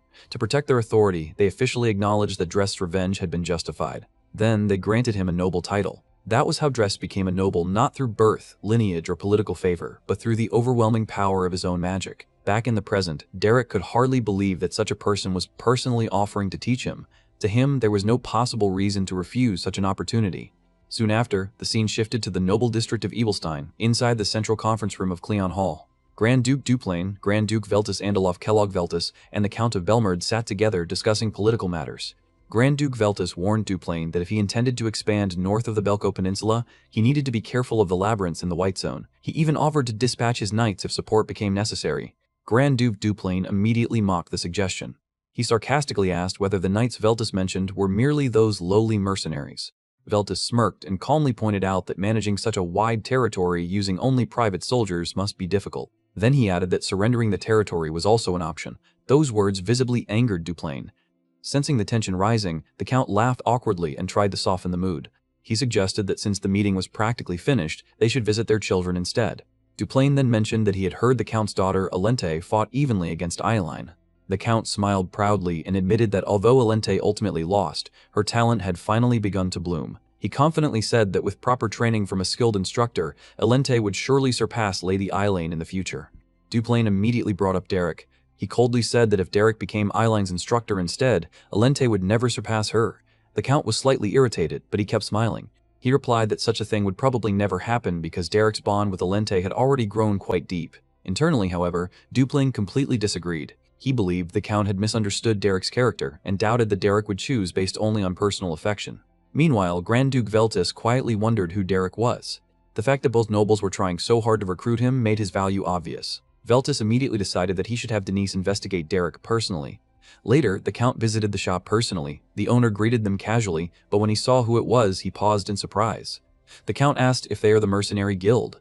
A bit later, after getting a drink, the Count explains that he came personally since there was no reply to the letters he sent. The owner apologizes and hesitates to explain. After a slight pause, he explains that Derek has gone missing for a few days. They too have been searching for him. A few days ago, he simply announced that he was refusing all requests and then vanished.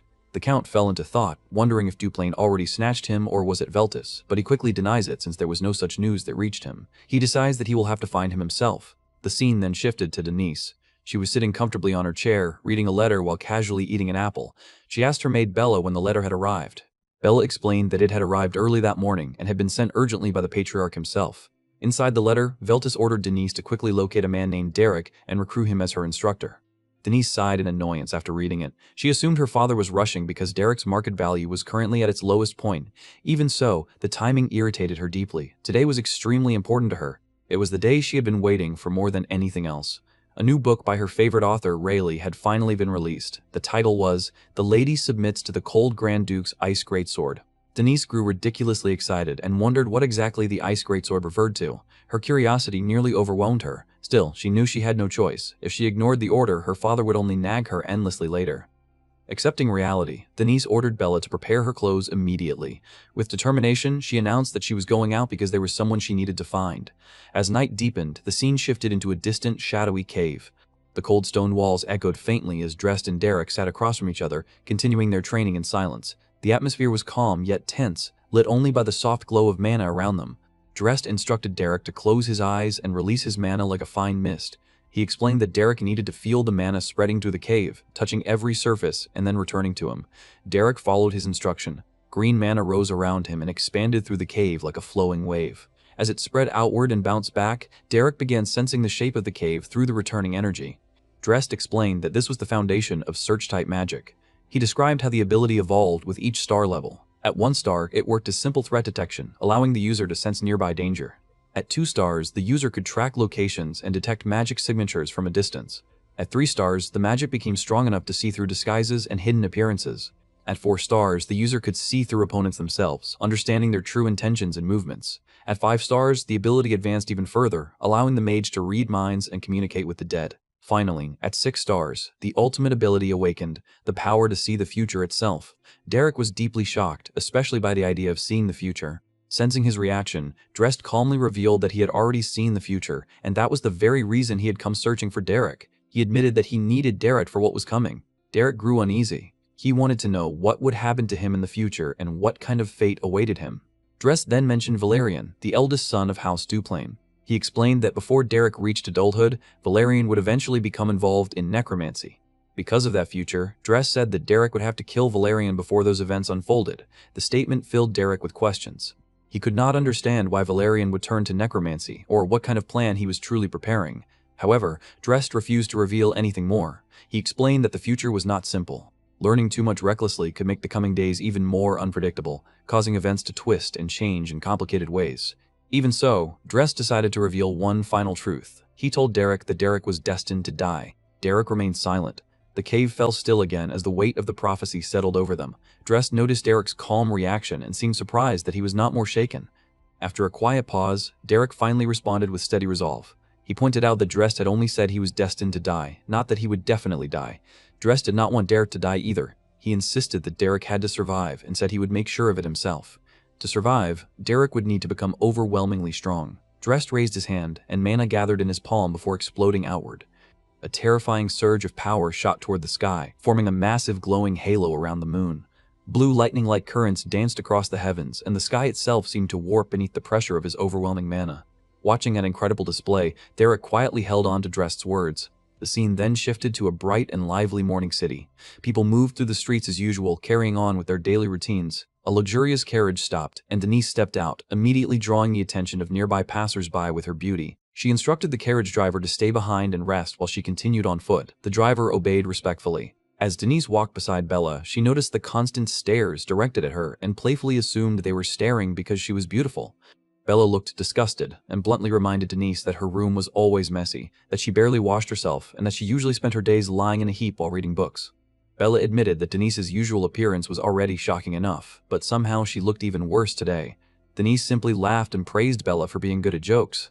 Bella clarified that she was not joking at all and urged her to hurry. She warned that another noble house might recruit the mercenary named Derek first. Denise remained unconcerned. She said that even if she moved slowly, she was still faster than everyone else. Bella sarcastically reminded her that she was always late whenever she prepared for lessons.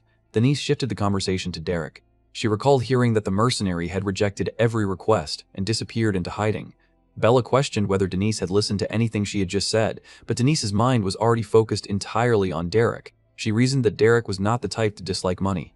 If he had abandoned mercenary work, then something more important must have appeared before him. Someone capable of handling that level of magic at such a young age would only leave his work behind if he had discovered something extraordinary. Denise considered the possibility that he had either found a powerful grimoire or encountered an exceptional teacher. If that were true, then it made sense that he would no longer have time for ordinary mercenary jobs. But she also remembered that Derek had willingly left the Duplain mansion, one of the best possible places for magical training. Since there were few environments better for magic than that mansion, it could only mean he had found something even greater. Before she could think further, Bella announced that they had arrived. The two entered the mercenary guild leader's shop. The guild leader was shocked to see Denise personally. He explained that even noble young ladies were now searching for Derek, but unfortunately, he still had no idea where Derek was. 3 different groups had already visited earlier that morning to ask the same thing, and he said he had nothing more to tell. Denise calmly asked whether Dressed Wolfdoll had visited the guild recently. The leader was visibly startled, but eventually revealed everything he knew. Satisfied, Denise thanked him and immediately decided to check the carriage transit records next. Bella followed without hesitation. The scene shifted to the Ebelstein Commercial District Coachman's Guild, where Denise and Bella searched through official travel documents. Bella wondered how Denise had known that Dressed had visited the guild. Denise explained that the answer had been obvious from the start. Derek had willingly abandoned the mansion of a 5-star mage despite being completely devoted to magic. That meant only the appearance of a 6-star mage could possibly draw his interest. Since Denise already knew that a 6-star mage had arrived in Ebelstein, she had simply made a calculated guess. In her mind, the old mage had walked straight into her trap. Pleased with herself, she smugly wondered whether she might actually be a genius. Bella immediately shut her down, saying that Denise almost never used her brain in the first place. Denise once again mistook the insult for praise and admired Bella's sharp wit. With exaggerated exhaustion, Denise sighed dramatically about how tiring it was to be so capable. She even said that she wanted to become incompetent instead. Bella questioned whether Denise actually enjoyed hearing her talk back to her master. Denise barely listened and remarked that Bella only ever noticed her pretty side. Bella quietly accepted that Denise never paid attention to anything she said. Still, Bella brought up an important concern. Even if they found Derek first, recruiting him would not be easy. Powerful houses like Duplain and Belmerd were already pursuing him. Denise dismissed the concern completely. She said recruitment would be the easiest part because she already had a perfect plan. When Bella asked what kind of plan she meant, Denise confidently revealed that she would use a honey trap. She believed Derek was simply a hot-blooded young man who could never resist someone as beautiful as herself. Bella reacted with even greater disgust. She reminded Denise that their strongest rival was Lady Aislinn. Denise immediately argued that she was obviously prettier and desperately sought validation from Bella. Bella dryly noted that this was the only topic Denise ever actually listened to. At that moment, Bella finally found an important record. A week earlier, a boy in a robe carrying a travel pass had traveled toward the outskirts of Ramhill Hill and the Laspa Great Cave. The scene then shifted to the Laspa Great Cave itself, where Derek continued his harsh training under Drest's guidance. During the session, Drest suddenly sensed unfamiliar presences approaching. He calmly informed Derek that members of House Veltus had arrived and seemed to be his guests. Then he told Derek to go outside and meet them. Meanwhile, Denise and Bella cautiously advanced deeper into the cave. Bella grew increasingly terrified and begged Denise not to go any farther. She suggested returning to report everything to the Patriarch, then coming back later with soldiers. Denise refused immediately. If soldiers became involved, she would lose the chance to claim the achievement for herself. Worse, mobilizing troops could alert rival houses and allow someone else to steal the credit. Suddenly, Bella panicked and pointed into the darkness ahead. Enormous red eyes glowed from within the shadows, staring directly at them. Denise quickly ordered Bella to stay behind her while she prepared for combat. Although the cave was supposed to have been fully cleared, Denise realized that a dangerous creature still remained inside. She admitted internally that she lacked confidence in offensive magic, but she had no choice except to fight. Mana gathered around her as she prepared a spell. Then, the truth emerged from the darkness. The terrifying red eyes belonged not to a monster, but to Derek himself. Derek calmly welcomed Lady Denise to such a humble place. Denise stared at him in complete shock as she realized that the mysterious mercenary she had been searching for was finally standing before her. Then, a confident smile spread across her face. In her mind, she decided that the time had finally come to make Derek hers. As Derek approached, Denise hesitantly asks if he is Derek. Derek stared with his red eyes calm and answers that yes, that is correct. Denise smiles faintly and feels relieved. She lifts the hem of her pale dress with a graceful pose and says what a relief it is. She explains that she came because she truly wanted to meet him, Derek, and that she wanted to have a conversation with him, even if only once. Derek stares at her without emotion and says that it is indeed a pleasant conversation. Denise and Bella both falter at his flat reply. Bella stiffens awkwardly while Denise's smile twitches. Still, Denise tries again.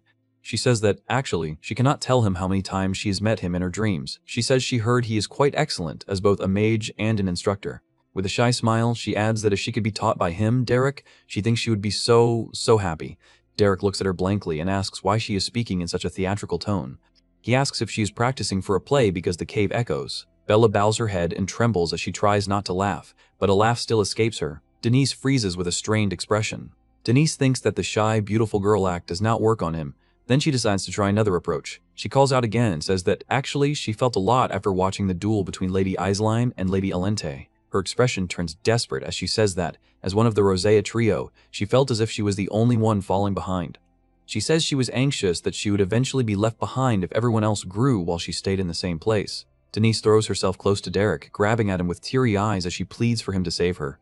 Inwardly, she thinks that she is now a desperate, pitiful beauty. She also thinks they are so close that he can probably feel her breath, and that his heart must be thumping so hard he will not be able to refuse. Derek simply blocks her attempt and creates distance between them. Denise blinks in confusion and wonders what just happened.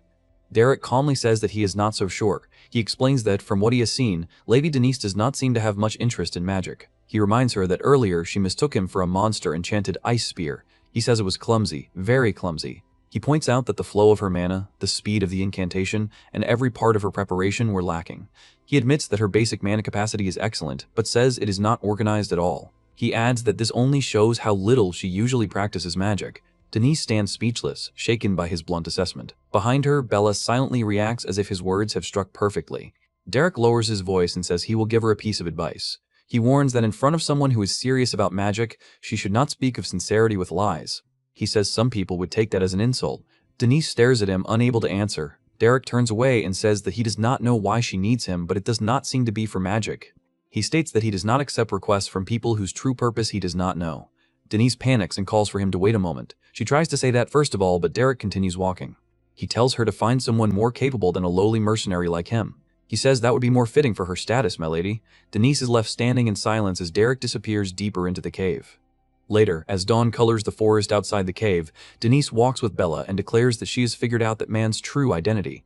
She begins to say he is definitely impotent, only for Bella to interrupt and firmly say, no, no, no, and that he is just an upright person. Denise argues that it makes no sense. She says a beauty like her used high-end cosmetics and even more expensive perfume, yet he still rejected her, so he must be impotent. Bella cuts her off again and says there is no such logic. She asks Denise to calm down and think about how to send a letter to the main house. Denise snaps back that Bella is funny for telling her to calm down. She asks what she has to calm down about and whether she looks angry. She insists that she is not angry at all over something like this. Bella quietly says that Denise is clearly fuming, then immediately apologizes. Denise closes her eyes and presses a hand to her chest. She admits to herself that it is just that she is starting to feel competitive. That night, Denise sits alone near a campfire, hugging her knees as the flames crackle in front of her. Bella stands nearby and asks if she is really going to be okay, Lady Denise. Denise says that if she backs down now, another house will snatch Derek away. She says she has to win him over as soon as possible. Bella gently tells her not to push herself too hard and says that she will be going now. Denise looks up quietly and murmurs Bella's name. Denise looks at Bella with a solemn face and says that she knows Bella suffers because she is always so selfish. Then she says this is an important favor and that she really hopes Bella will do it for her. With a soft smile by the fire, Denise asks Bella to bring Volume 4 of The Duke's Pillar of Fire Melts the Commoner Ladies when she comes tomorrow. Bella stares at her with a tired, disappointed expression. The next day, the sun rises over the forest and the entrance of the great cave. Inside the cave, Derek sits quietly in meditation. He opens his eyes when he hears someone struggling toward him. Denise arrives while carrying a large box in both arms, breathing heavily from the effort. Derek looks at the box and asks what all of it is. Denise smiles brightly and says it is nothing much. She explains that there is not much she can do, but she will assist him so he can focus on his magic training. Derek watches her without much reaction and says that doing this will not change anything. Denise calmly says that it is okay. She says she feels like she is growing just by watching, so he does not need to mind her. While smiling, Denise thinks that if he is human, he will eventually feel fondness towards someone who gives so much. She thinks he can like her as much as he wants and feel as grateful as he wants because in the end, she will be the one laughing. Derek reaches for the box and says that he will accept it gratefully. Denise's eyes brighten as she thinks that he took it and fell for the bait. However, Derek immediately adds that he still will not be her teacher. He bites into the bread right in front of her. Denise freezes and thinks that he is rejecting her while eating the food in her face, wondering what kind of man he is. The next day, Denise returns with more supplies and cheerfully says that she brought food and magic crystals today. Derek says that he still will not become her teacher. The next day, a chef stands beside her as explains that their head chef prepared a full meal for Derek. Derek thanks them but says that he will not do it. Denise then presents a large refined ore, excitedly telling Derek to look at it and saying she thought it might be helpful to him. Derek says she can give it to him, but he still will not do it. Outside, Denise angrily fumes and thinks of him as a selfish exploiter. She fumes that if she is being this nice, he should at least act a little swayed. Bella rushes over while carrying an enormous pack and warns Lady Denise that they have a problem. Denise asks whether Bella is saying there is a bigger problem than this. Bella answers that the head butler of House Duplin is coming this way. Denise's expression hardens. She immediately tells Bella that they should hide for now. Bella asks what they should do about the tent, but Denise says she does not know and tells her to just think of it as Derek's and hide. Soon, the head butler arrives with attendants, maids, and guards. Denise and Bella crouch behind a rock, watching them pass. Denise wonders what all of that is and whether they are going to war or something. Inside the cave, Derek faces the head butler and reads the letter. He says that becoming Lady Azeline's magic instructor would be an honor. Denise, hiding nearby, reacts in shock. The head butler says that he understands, then asks whether Derek will prepare to leave with them immediately. Derek answers no. Denise stares in confusion. Derek explains that he will only do so after finishing his training, though he is not sure when that will happen. The head butler asks what would happen if he increased the payment. Denise quietly looks on while gripping the rock. Derek apologizes and says that, at his current level, he cannot be of much help to Lady Aceline. He says he does not wish to teach magic half-heartedly. Denise lowers her gaze in silence, seeing that his refusal is not because of pride or greed. At the mansion, Azeline turns around with interest and asks whether Derek's location has truly been found. A maid confirms that it has, and explains that yesterday evening the head butler went to see him personally. Azeline says the maid should have told her because she was going to ask him herself. She then declares that she must go immediately and orders them to gather the swiftest soldiers. The maid hesitates and warns that the terrain is very rough. Azeline smiles brightly and says this is about welcoming her teacher, so the students should go in person. Night falls again near the cave, where Denise sits wrapped in a blanket beside the campfire, looking exhausted. Bella stands near her, and Denise quietly says that they should head back tomorrow morning. Bella accepts and says that she understands. Then she gently says that Denise certainly gives up quickly because she is smart. Denise stiffens and asks whether Bella actually thinks she is a fool. Bella quickly denies it and says of course not, asking what Denise is saying. Denise lowers her gaze and admits that once her stubbornness kicked in, she used to achieve anything. But this time, she does not even want to be stubborn. Curled under the blanket, she wonders why she feels so drained. Bella looks toward the night sky and says that the mercenary mage is not someone moved by a person's background or money. She adds that he seems to move based on a much more important value. Denise falls silent. Derek's words echo in her mind, saying that at his current level he cannot be of much help to Lady Aceline and that he does not wish to teach magic half-heartedly. Remembering that sincerity, Denise buries her face into her knees and wonders why everyone is so sincere. Inside the cave, stones tremble and lift from the ground as Derek meditates. Blue mana swirls around him, his cloak fluttering as he controls the rocks with sharp focus. His red eye narrows and the floating stones suddenly shoot across the cave. Denise steps into the cave and softly says she is sorry for interrupting his training. She stands before him in her cloak and asks if she can sit next to him. Derek says nothing at first. Then, after glancing at her, he says she looks a bit different today. Denise asks if it is because she is speaking casually. Derek answers that it is not that, but her eyes. Denise pauses. Then she admits that she is sorry for being a nuisance all this time and says she's going to stop now. He thanks her for everything. Derek closes his eyes and says that he hopes she finds a good teacher. Denise sits beside him and mutters, "That teacher, her foot." She then says she hates magic. Derek looks at her silently as she explains that it is all politics and acting. She admits that she only tried to keep him by their side because he became famous, but says he is far too proud. Since he will go to Azeline anyway, she believes she should step out. Derek asks why she hates magic. Denise hesitates and says that she used to like it in the past. Then she corrects herself and says that is not it either. Looking down, she admits that she simply liked being praised. In her memory, her younger self stands inside a circle of mana, smiling brightly as adults praise her. She explains that magic was only a means, and what she truly wanted was praise. She studied hard while being called a genius. But one day, while sitting alone among stacks of books, the thought suddenly occurred to her. She wondered why she was doing it and what she was even doing, so she stopped. Derek says that anyone is bound to get tired of praise eventually. She reacts in surprise. Denise smiles faintly and asks if he is actually listening to her story. She says she thought she would just be talking to herself before leaving. Derek quietly tells her to have safe travels. Denise looks at him for a moment, her face softening. Then she stands and says that she is jealous. She says she is jealous of someone like him who does not question the notion of hard work. With a faint smile, she tells him that he will become a great mage. Derek remains silent, watching her with unreadable red eyes. Denise pulls the cloak around her shoulders and quietly says that if they ever meet again, he should at least say hello. Derek remains seated behind her in silence as she walks away from the cave. Under the bright morning sun, Isaline arrives near the cave with soldiers and attendants. Denise and Bella stand on the slope and watch the group approach. Denise looks back with a faint, complicated expression, then turns away as the wind lifts her long hair. At the Veltus Grand Duchy's mansion, Bella tends to Denise while asking if Isaline was rejected. Bella answers that yes, Derek is an unpredictable person. However, Denise silently thinks that must be because his training is not over yet, so it is probably different from an actual rejection. Bella tells her that she should stop worrying about the matter now. Denise sits with her hands folded and says that Derek will probably live in a cave forever and become a bear like the legend from the East. Then she dismisses the thought and wonders if he thinks he is the only person in the world capable of using magic. Bella then informs her that a guest has arrived to have a meal with her. Denise asks who the guest is. The door opens, and Denise enters while politely greeting her father. But the moment she looks inside, her eye sharpens. Derek is sitting at the dining table, calmly eating while a servant stands nearby. Denise stares in confusion and wonders what is going on. The scene shifts to last night. Inside the cave, Derek sits alone, surrounded by flowing blue mana. He focuses intensely, thinking that it is about aligning the flow of mana. He pushes himself further, thinking that he only needs a little more, just a bit more, until the mana gathers into a single point. His red eye snaps open. Derek slams his hand down, and blue mana explodes through the cave. Rocks shatter, the ground trembles, and the force throws debris into the air. Derek barely remains crouched, panting heavily with sweat running down his face. Drest stands behind him and warns that, at that rate, Derek might collapse. He says it would be a waste for Derek to die after finally learning it. A notice declares that Derek has acquired the 3-star spell, Tectonic Shift. Later, Derek sits by the campfire with Drest. Drest says there is nothing more he can teach Derek for now.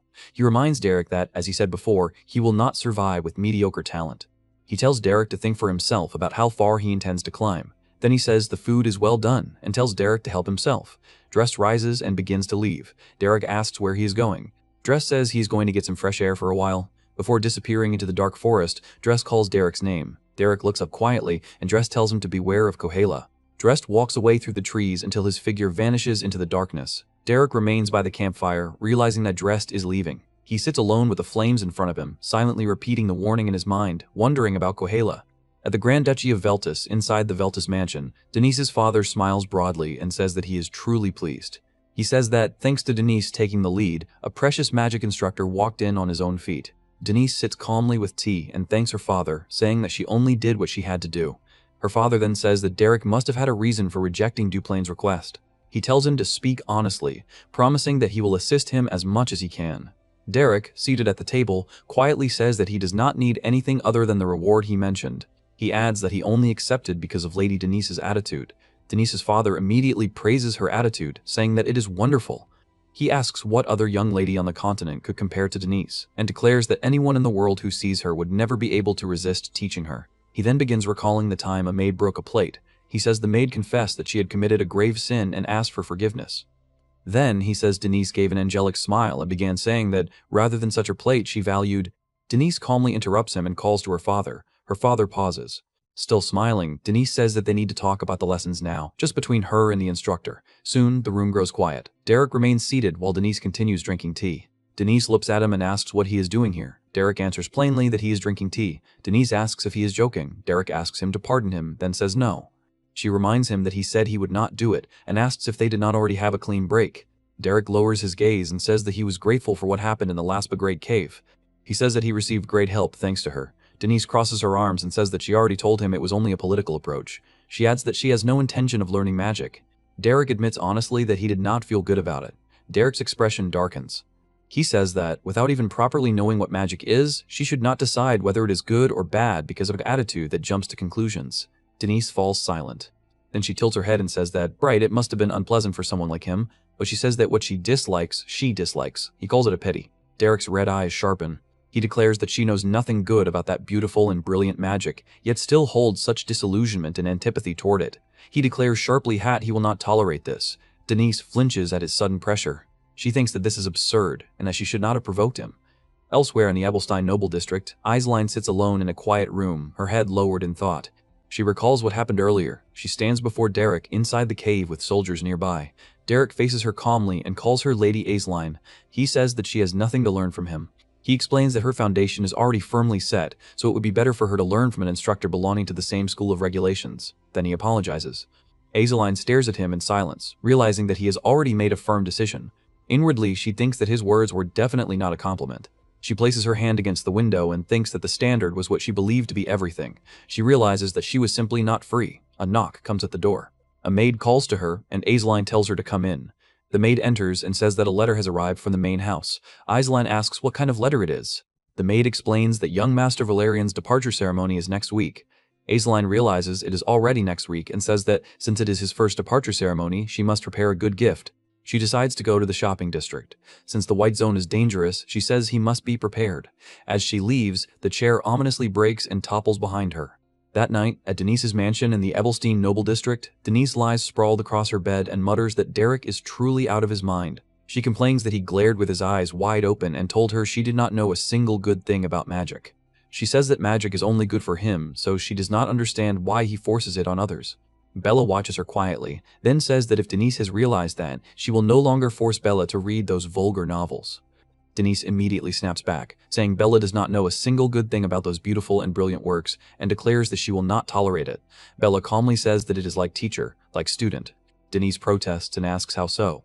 Denise sighs and calls Bella's name. Bella says she does not find those novels interesting, but Denise says that is not the point. Still lying on the bed, Denise explains that if she brings in someone as her teacher who solved Duplain's headache, gained Elente's recognition, and even kicked Aisline to the curb, there is an even worse part. Bella smiles and tells her to go to sleep, but Denise insists that she should listen. Denise says that if she cannot achieve anything even under such a teacher, it will make her look incompetent. She wonders if she cannot simply fire him with her own authority. Then she rolls under the blanket and says she only wants to live by lying down and reading novels. Bella reminds her that if she fires Derek, her allowance for those novels might be cut off. Denise goes completely silent. Bella says she will take her leave. Left alone, Denise struggles under the blanket and screams in frustration. After writhing for a while, she peeks out from beneath the sheets with a blank, exhausted stare and mutters that this is seriously ridiculous.